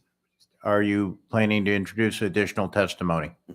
Yeah, Yeah, absolutely. I am, very quickly, just to try to address Mr. Hoyak's concern. If the board were willing to grant your approval tonight based upon what you've submitted, would you agree that any deliveries to the business would have to be through the garage door on Greenwich Street as opposed to the garage door in the rear of the property where Hoddle Avenue is? Yes, that's the plan. And yet that would be, if they conditioned your approval on that, that would be acceptable to you. It would. Okay. And at this point, I would Unfortunately, I guess we're putting on a mini track meet, sir. You did want to offer testimony, so I would open the floor for testimony from members of the audience. Please come to the podium, identify yourself, and give us your address. And would you kindly also confirm that you were actually sworn in? Yes. Hi, my name is Joyce Waterstreet. That's spelled exactly the way it sounds, Hoyak. I also reside at 118 East Greenwich Street, and I have been previously sworn in. Thank you. Thank you. Okay, so our home sits on the corner of East Greenwich Street and Hotto Avenue. The side of our property is separated from the rear of John's property by a small side street, Hotto Avenue. I would like to begin by stating that we've had a good relationship with John and can appreciate that he maintains his property and keeps a watchful eye on his tenants. However, I am here tonight to express several concerns, one of which is how any type of addition is going to affect the value of our property. When we first purchased our home, the area behind his building was a backyard with an extensive flower and vegetable garden with a wisteria arbor. The previous owner of John's property replaced this garden with macadam, and so it is now a parking lot that services John's business, his apartment tenants, and his tenants that live in the home that he owns and rents that is adjacent to his building. For as much as I am concerned about the value of our property, I'm equally concerned about how this addition is going to negatively affect the parking situation on the block in which I live. As neighbors, we are all very considerate of only parking in front of our own homes, but with additional apartments and/or another office, which will require additional street parking, I am sure that this will move additional cars of tenants, office workers, and customers onto our block that is already bursting at the seams with cars. Please keep in mind that our home is located across the street from Rudy's Diner. We regularly lose parking to employees and customers on Saturday and Sunday mornings, not to mention during the week when the restaurant hosts funeral luncheons and club meetings. We are also one block from the Moravian University Stadium, which affects parking on Saturday afternoons during home football games. In addition, we are one block from the Bethlehem Area Stadium, which is home to 3 high schools. We lose parking every Friday and Saturday night during football season, along with any and all district games, graduations, and field days. We are also one block down from the North End Republican Club, which affects parking on Friday and Saturday evenings beginning at 4 o'clock all year long. Lastly, we have to contend with snow. Whenever a large snowfall is predicted, those families who live on Center Street, which is a snow emergency route, begin to jockey their cars onto our street in preparation of needing a spot to park. With this said, I respectfully request that you consider how, in addition to John's property and need of guesstimated street parking, may negatively affect the value of our property and our desire to park in front of a home in which we own and pay taxes on. Thank you. And if you would stay there, Attorney Herrick, did you have any questions of the witness who testified? How long have you lived at 118 East Greenwich Street?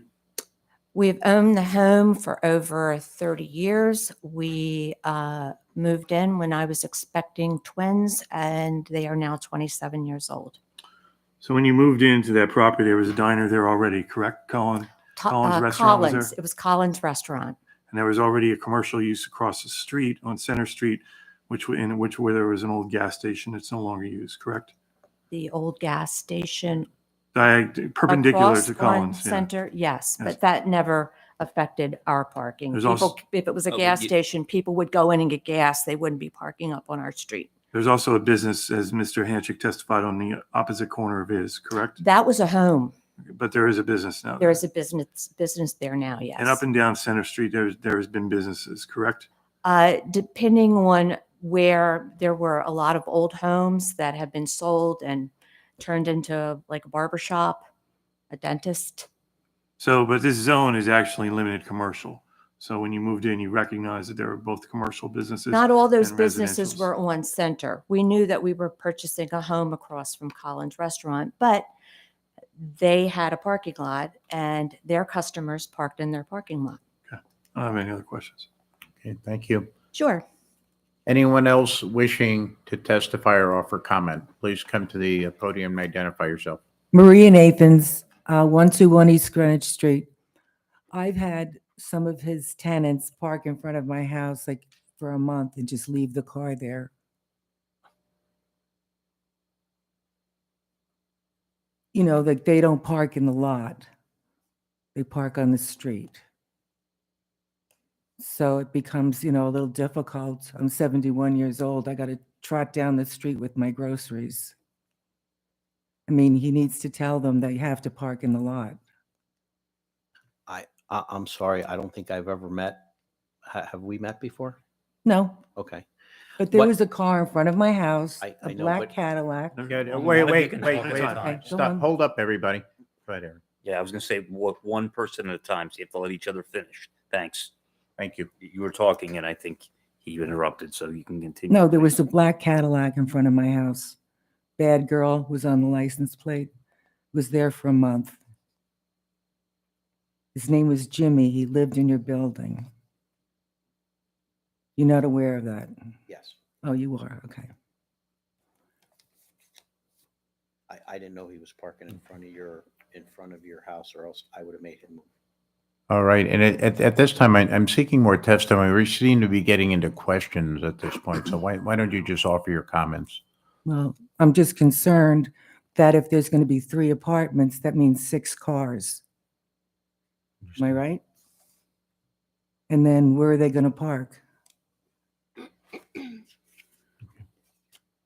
Thank you. All right, hang on a second. Attorney Herrick, any questions, testimony? So I'm just trying to establish where you live. So, in relation to the Hoyaks, do you live farther away from the corner of Center and East I Greenwich live directly across the street from them?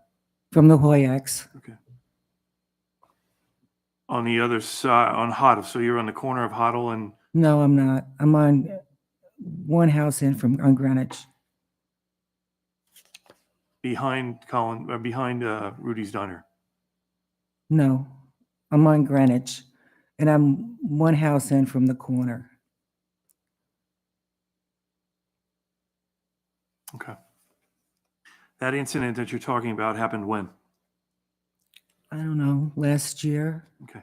Have you had any other incidents since then? Yeah, sometimes there is a car with city plates, like a city seal. Where does he live? All right, He lives in yeah, that building? I'm sorry. I'm sorry. Do that. I believe that he lives in that building as well. He'd park it and leave it there. You're not sure though, right? No, I'm not. Okay. Don't have any other questions. Okay, thank you. Anyone else wishing to testify?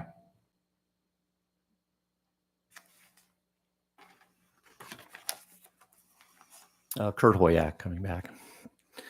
I'd like to start off by saying that John Antic has been very considerate to families in our neighborhood. I'm happy that his business is doing well and that he needs the space to expand.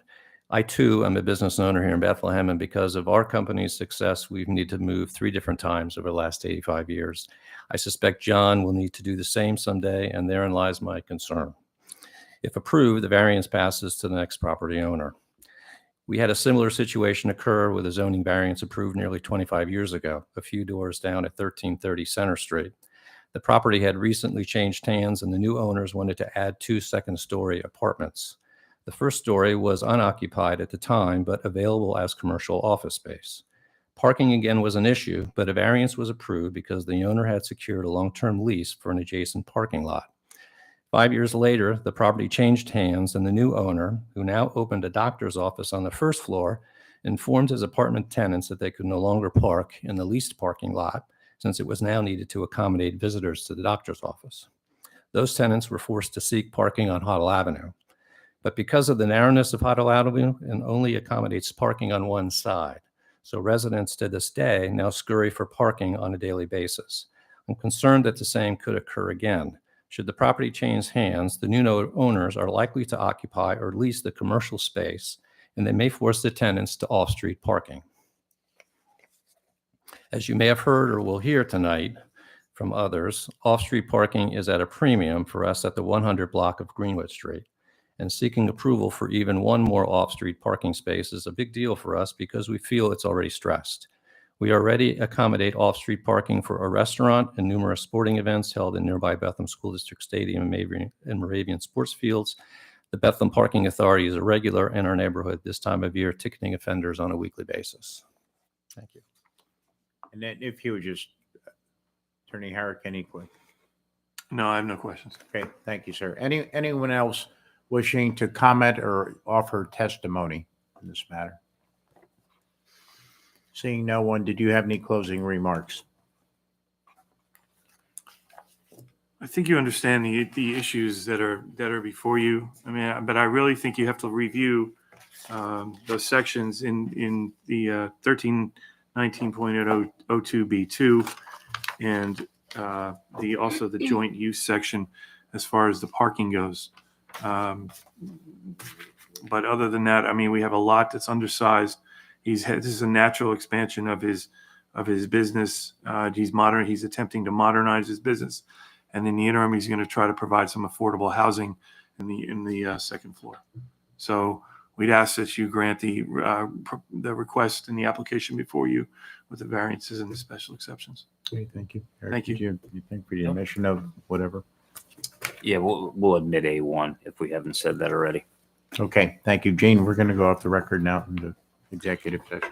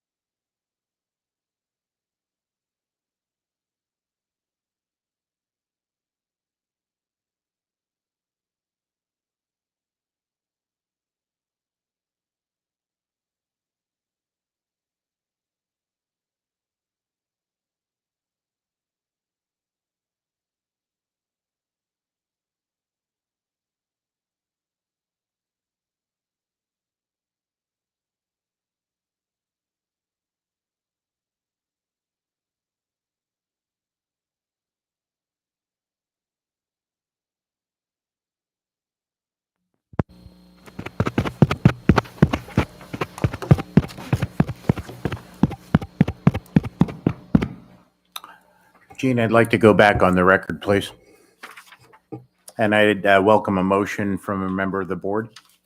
Yes, Mr. Chairman, I make a motion to approve the relief for the side yard setback for the garage with the following conditions, that you stripe the parking lot for the cars, and that all deliveries be made to the garage door on Greenwich Street.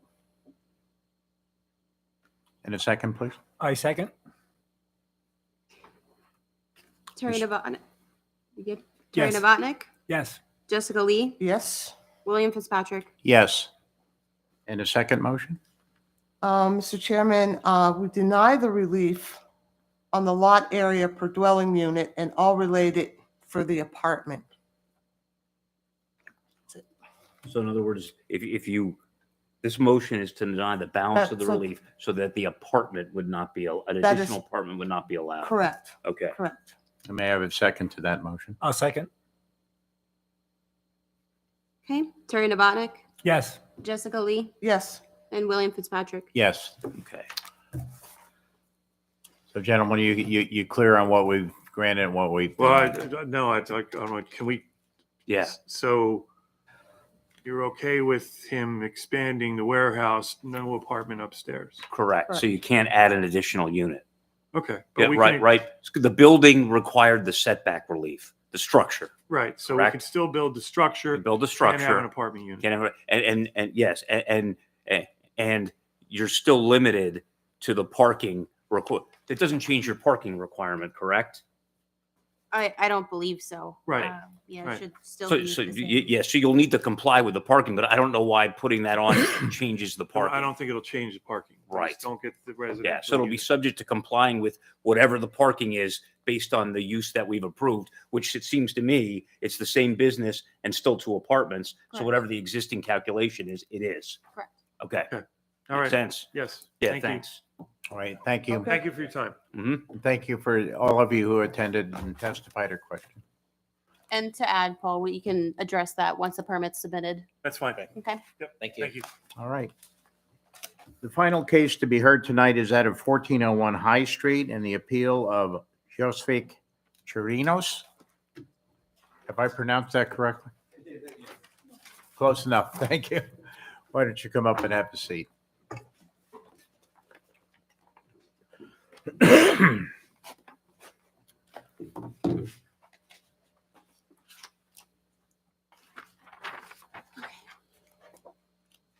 Just give me 1 second.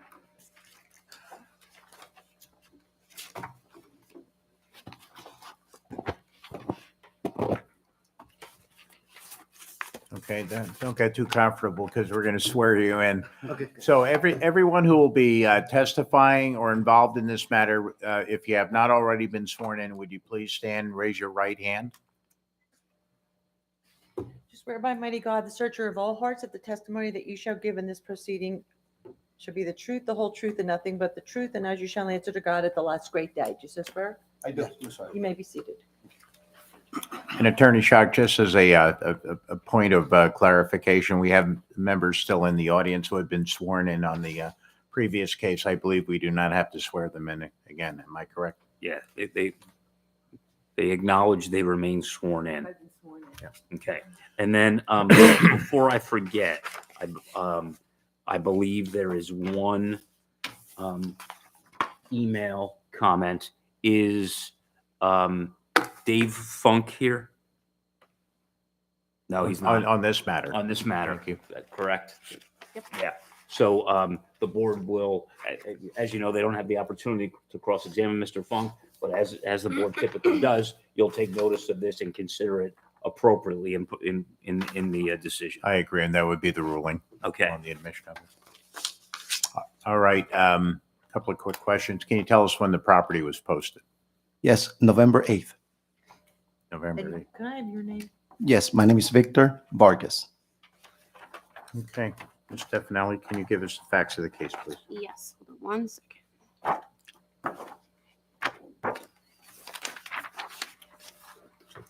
Okay, this is 1401 High Street. This is the appeal of, and I'm sorry, Hosvik? Josvik, yes. Josevic. Torinos on behalf of Charles Kentzader to convert the current non-conforming use, which was a coffee shop and shoe repair shop, to a fast casual restaurant use, which requires a special exception. And this is a typical lot. It is 84 feet by 130 feet. So the total is 10,920 square feet. And it is located within the RT zoning district, which is high density residential. Thank you. Gentlemen, as we get into testimony, I'm going to ask that only one person speaks at a time, that it's not a conversation between you. So if you would identify yourself and then offer the testimony. Sure. Yes, my name is Victor Vargas. Hello, my name is Jose Vargas. Yes, we're Jose Vargas. Yes, Who's going to speak first? I am. Okay. Yes. So we would like Can I ask, what's your relationship to Mr. Chirinos? our mother. Oh, was it Miss? I apologize. It's okay. I'm sorry. That's fine. Okay. Yes. Got it. So yes, as the aforementioned, we would like to convert or the permission to convert the previous coffee and shoe repair shop to a fast food arepa restaurant, fast food restaurant. And I would like to start by saying that to offer a little background on ourselves, if that's okay. We came to the United States in about 2002 from Venezuela. We grew up here, us two brothers. We went to school here, Liberty High School. My brother as well at Freedom High School. I got my associate's degree at Northampton Community College and my undergraduate at Penn State Center Valley. So we are embedded into the community. Previous jobs that I held, I have been involved with the community, so I understand the importance of community and growing a community. So that is our vision for this project, this restaurant, which is to continue to work with the community, and be able to use this project, this business, to have a place where people could go and enjoy delicious food. As a side note, I would like to add to the record that arepas have been recognized worldwide as a dish that has won recognition and awards previously, and it has became a high demand product in the world. So I think it'll be a great place for people to enjoy great food. What's the name of the food that you were? Arepa. Can you spell that? Arepa. Thank you. And I could tell you the what it's made out of. Yeah, Just- please. Yes, sure. Sounds great. Yes, I figured you would ask. It's basically cornmeal, it could either be baked or it could be fried. Mainly, it's baked, and it could be filled with several different types of foods. Some examples of that could be inside of it, we could put chicken, stewed chicken, cheese, avocado, tuna. So the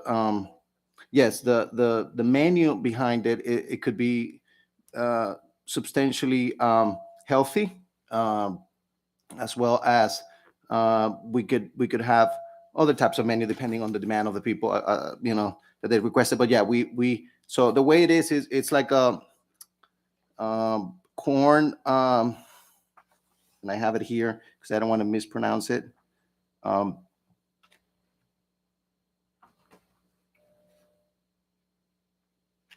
Yeah, so it could, some of the ingredients are, salt, starch, meat, cheese. You could put all these things inside of it. It's gained a lot of popularity within the Lehigh Valley. There is precedent on a few restaurants that have opened recently within the Lehigh Valley, and they are doing extremely well. I don't know if you heard of the restaurant Bicicleta in Allentown. So that's it's the same type of food.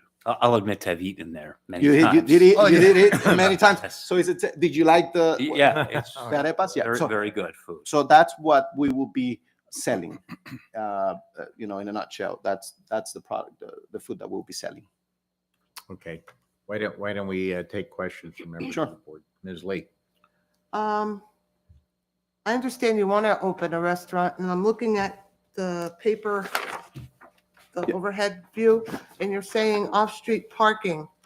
Is that the only parking that you would have available to So- your shop? Yeah. So there Store, is whatever. no off-street parking. There is on-street parking. I don't know if the pictures does a great service of it, but right on the side of East Greenwich and High Street, there is availability for about between 8 and 10 cars to park there within the business premise. The business is in a corner location, so within that corner on the side of is Greenwich and High Street, there is space there for several cars to park while they're picking up their food. How far is this from Center?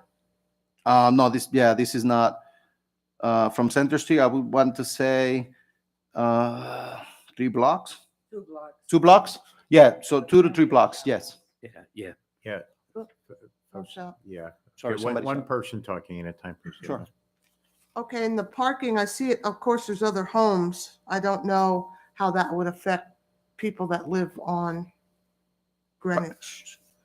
Well, Greenwich and High Street for parking. I mean, it's a Google map, so people come and go.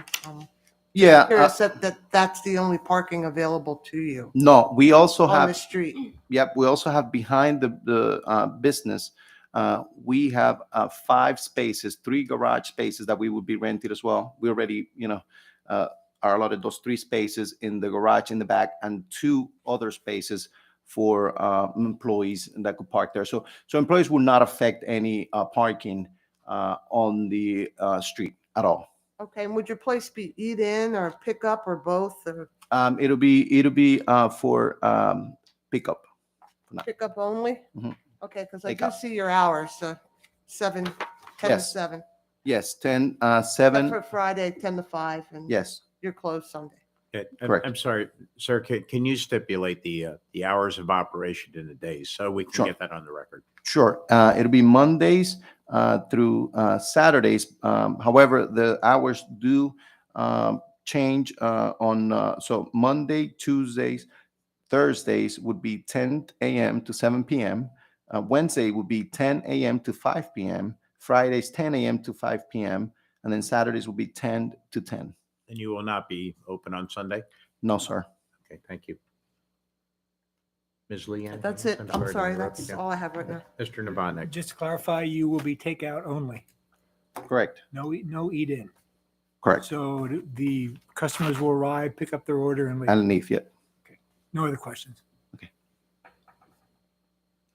Actually, I don't have any questions at this point. Attorney Shock? any Yeah. comments? So,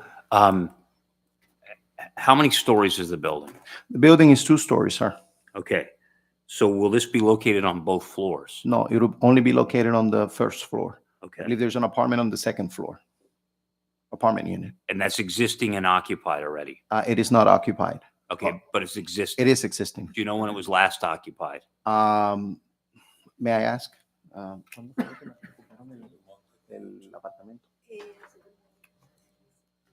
2 to 3 months has been unoccupied. So about 3 months. Oh, so recently? Recent, 2 months. Yes, correct. Okay. And can you describe what the building looks like on the first floor? Does it look like a business or not? Yes, it does, sir. And there are pictures that we've submitted and exhibit. It does look like a business that will be the need of some,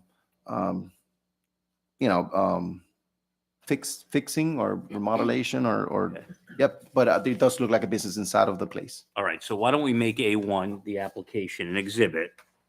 And are the pictures included that show Inside the business, yes, inside? Are those are accurate? correct, And then it looks like it has like large storefront windows. Is that right? correct. Okay.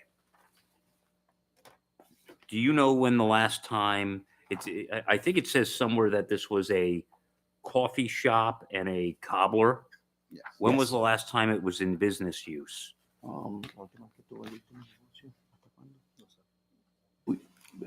We would say about a Hold on. year plus. I don't have the answer to But that. you don't know. You're guessing. No, Okay. I'm guessing, yeah. Not sure when the business ended. Okay. No.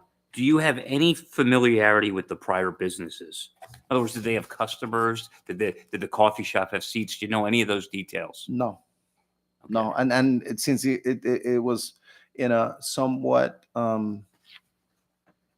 not related, and I don't want to sound, but it was somewhat not related. We didn't seek any further information. I think we could have done that had the business had similarities as far as what we're trying to sell versus what they sold before. But no, I don't. We're not. Okay. We don't have any. Are you making renovations to the building? Correct, sir. What just give us an idea. What are you going to do?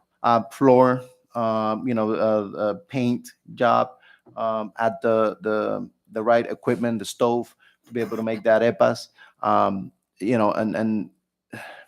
And you have been in the business in bicicleta, but for the sake of the other people that may have not been, it'll have to be kind of like a pretty large size pan stove, or we'll be able to make the arepas, bake them With the different fillings in. with the and different things fillings are that will have the same thing. Okay. We'll have the different fillings, kind of like a sink, not a sink, but a display shelf with all the different fillings for the people to decide what they want their arepa filled with.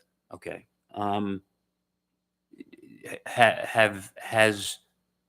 Is this going to be operated by your mother? Yes, my mother and us here. Okay, and you have you operated another restaurant or any other restaurant before? No, no, we have not. Okay. Is there anything? I don't think this is the case, but I have limited knowledge. You don't have like a smoker or anything that creates noise fuse? Is it just a regular oven? Just a regular oven. There Right. will be no noise created upon any of the equipment that we use. Okay. With any of the equipment that we utilize that could disturb or create any loud noise outside of the business. I don't know. Maybe we're making juice. Juice. The blender. Blender. Okay. That's about And then storage and waste disposal. Is there anything unique or different about this type of restaurant than a normal small? No, sir. No, sir. Okay, so it's typical. Typical, yeah, waste and garbage. Okay. And and I know this probably creates more, but one of the requirements is it can't be made a permitted use. What would you have to do to make this another apartment on the first floor, or to turn this into a single family home? In other words, is it still look like a business inside or not? Yeah, it does. I mean, you would have to renovate the whole. You would have to do a lot of things to make it into a house or an apartment or living space.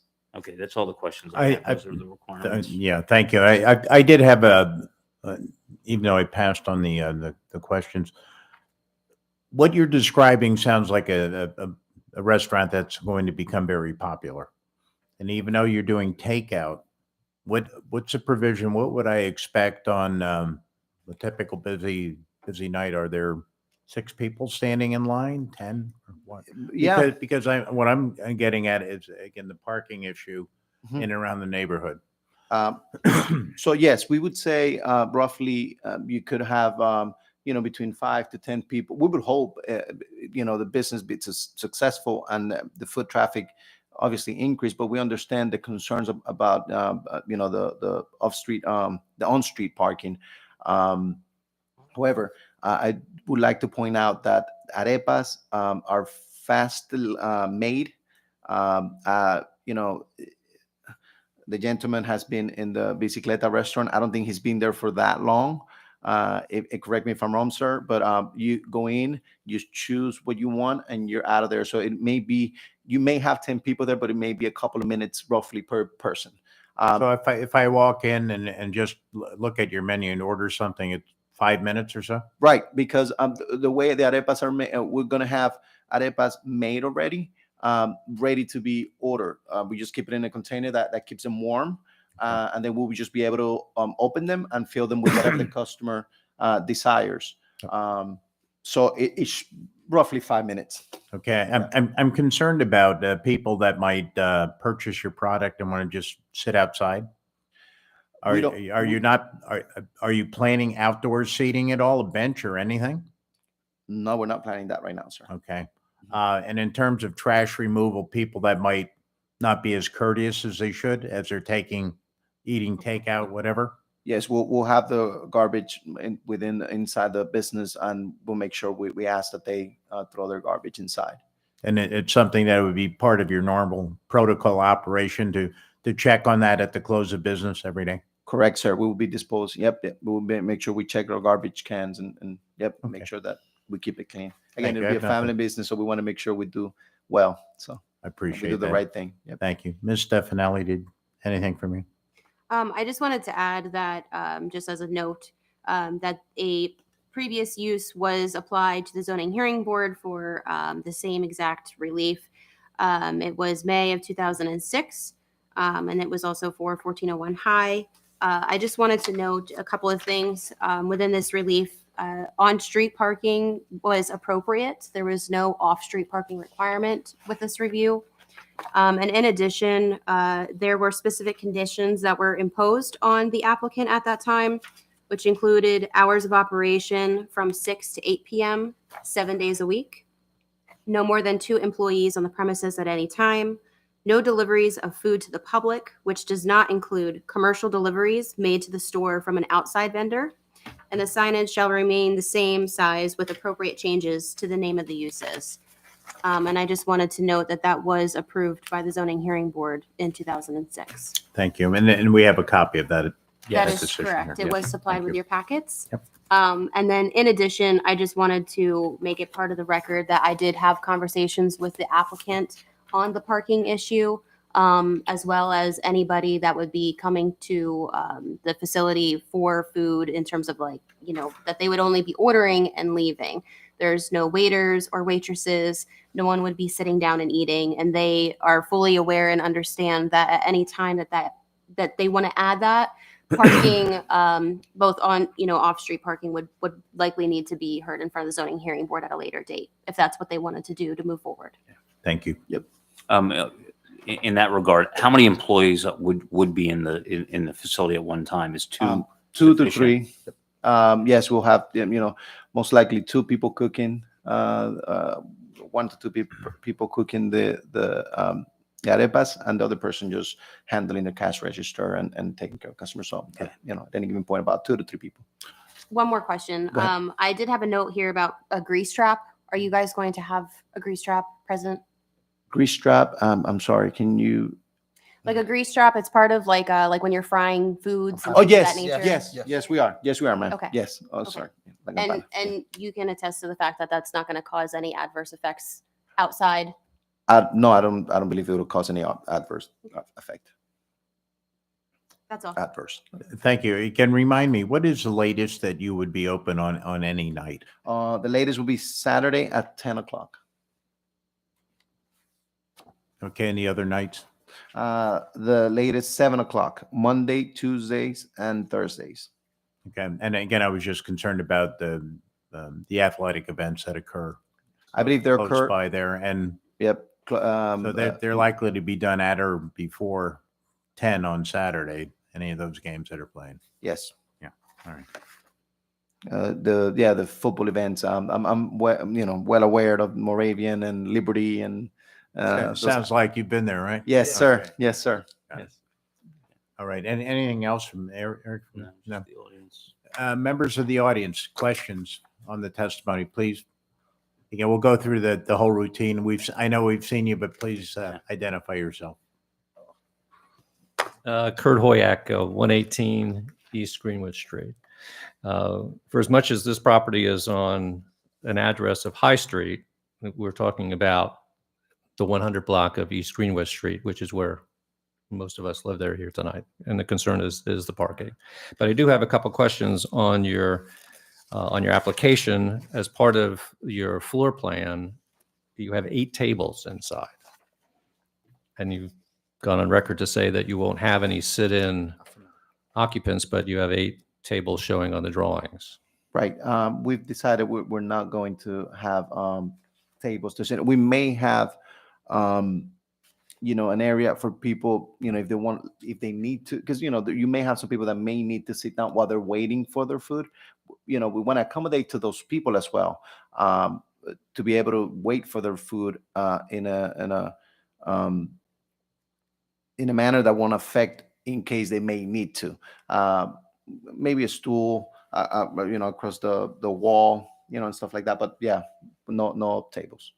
One of the other items I've seen here is the 48-inch grill, Mhm. which is on East Greenwood Street side. So I'm assuming there'll be an exhaust that goes out on Yes, the East Greenwood Street. correct. There will be. Which is not presently there. Yes, we'll be putting that one in. I am familiar with this property because we've lived there for over 35 years. And I am familiar with the past tenants that go back to the little dinette that was down there probably from the early 60s.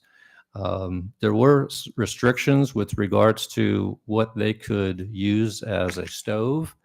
They were only allowed to actually have a rotary hot dog stand at the counter.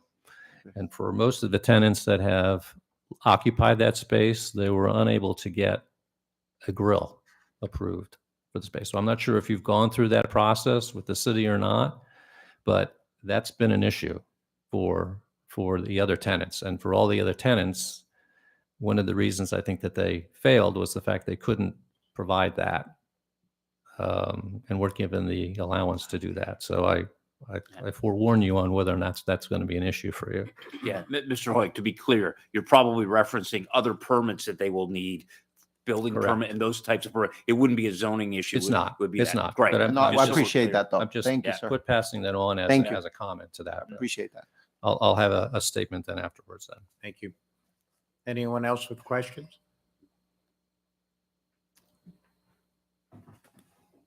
Marie Nathans, 121 East Greenwich Street. The last 2 tenants in that first floor were retail bakers. They brought in baked goods and sold them. Reminder, this is questions at this point. Yeah. Excuse me? These are questions at this point. I'll I know, bring but you what back I'm up. saying is neither of them were allowed to cook in the space. And I don't know if you'd have to put in firewalls or, you know what I mean? Yeah, again, I think it's the same thing I said to Mr. Hoyak. It's probably not for the zoning board to Okay. decide that. I suspect that's a regulation that when a fire code, a building code or Right. something. Okay. So they may find out that even if they were approved here, they might find out Do it. that they can't do it, which is why maybe people brought in food as opposed to cooking it. Thank you. Yeah. Anyone else? Seeing no? Mr. Hoyak in a statement, I guess. Well, yeah, I just wanted, is there any other testimony from the other gentleman or anyone else? No. There's not. Okay, and at this point, then I would welcome testimony or comments from members of the audience.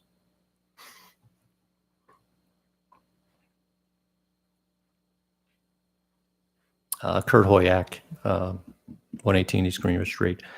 I'm going to ad-lib this only because we've kind of gone through this with the other, and it's the street parking that is of concern.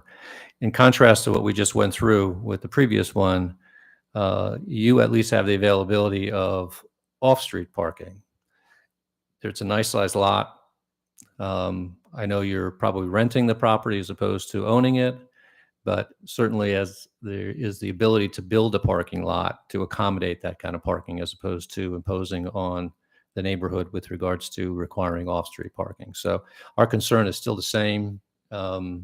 We are stressed already between the restaurants that exist, we didn't get into discussion tonight, but right around the corner on Center Street, Billy's Diner is now taking over a new occupation that used to be tailgaters. So that's going to force more off-street parking in the neighborhood. So we're going to get strained.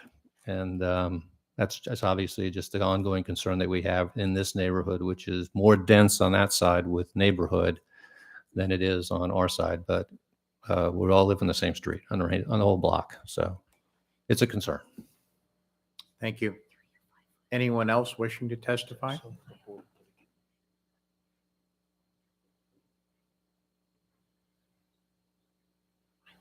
Hi, yes. I'm sorry. I've got like two pairs of glasses here. I think these are the ones I have to look through to see you. I feel your pain. I don't have my reading glasses with me, but yeah, please identify yourself.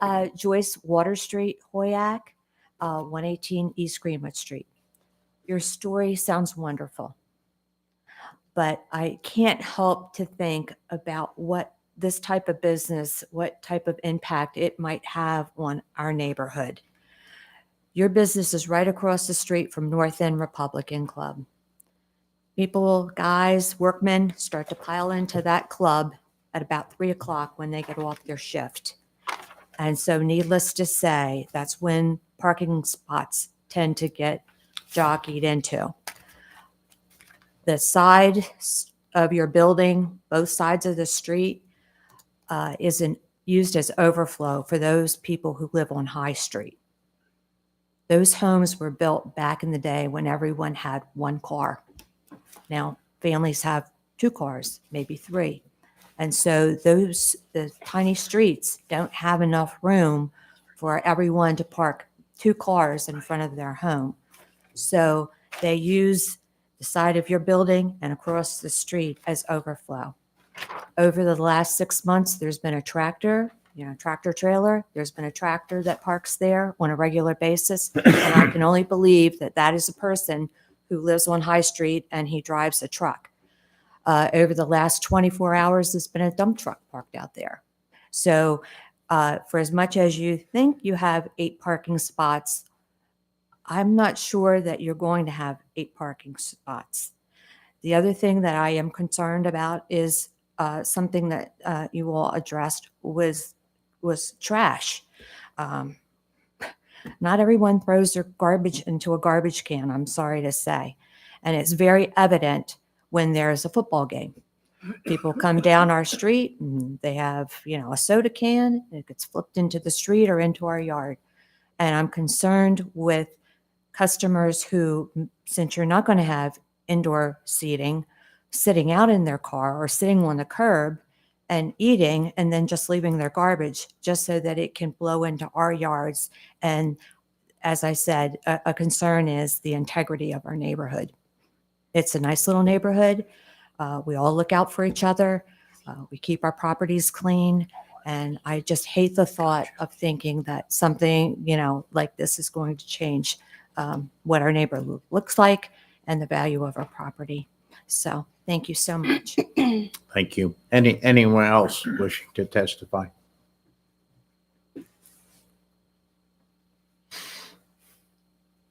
Seeing no one, are there any final remarks you wanted to make before we deliberate? Not just to speak or elaborate on the point. Thank you for your comments, and we do understand what you mean in regards to the garbage. We would do our best effort to make sure that we also maintain a clean area, both inside and outside. It is my commitment that this would not be something to affect our neighbors. And in regards to the parking lot, which is, I understand the concern that was brought up. But again, I think that having the business or the way that we're going to operate with the arepas, if you've been inside of the similar restaurant, you would know that 5 tops, 10 minutes, that you would be inside of the business, grabbing your food, would generate faster foot traffic. and we would hope that that'll alleviate the flow of cars outside of the business, and make it, better for the neighbors as far as parking is concerned. Thank you. Thank you. Gene, we're going to go off the record. Why don't we go outside on this one? Yeah.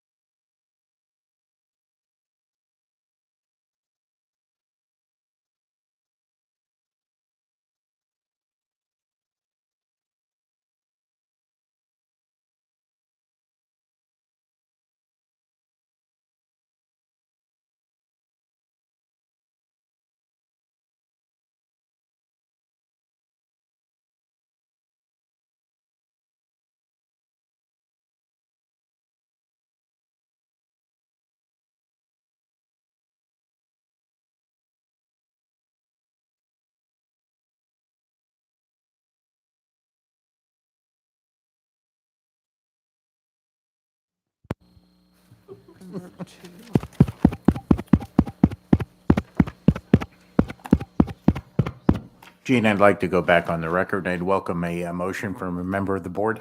Okay, Mr. Chairman, I make a motion to approve the conversion to a fast casual restaurant at 1401 High Street with the following conditions. Retain the hours as testified. No seating. Place an outside garbage receptacle can. Okay, Maximum 3 employees, okay, no deliveries, okay. and use the existing signage. And then lastly, install the grease trap Oh, and meet any other permit and inspection requirements of the city. That's okay, correct. yes. Okay? Okay, thank you. Okay, may I have a second, please? I'll second. Terry Novotnik, Yes. Jessica Lee, Yes. and William Fitzpatrick. Yes. Your appeal's been granted, so you got past this hurdle, but it looks like Yes, you sir. have a couple of others in front of you. But Yes, we in will. any event, good luck with the project. Thank you, guys. Thank you for your And time. thank God you, bless. folks, for coming tonight. I want to make sure I have this. Having no other business before the zoning hearing board tonight and without objection, this meeting is adjourned. Thank you.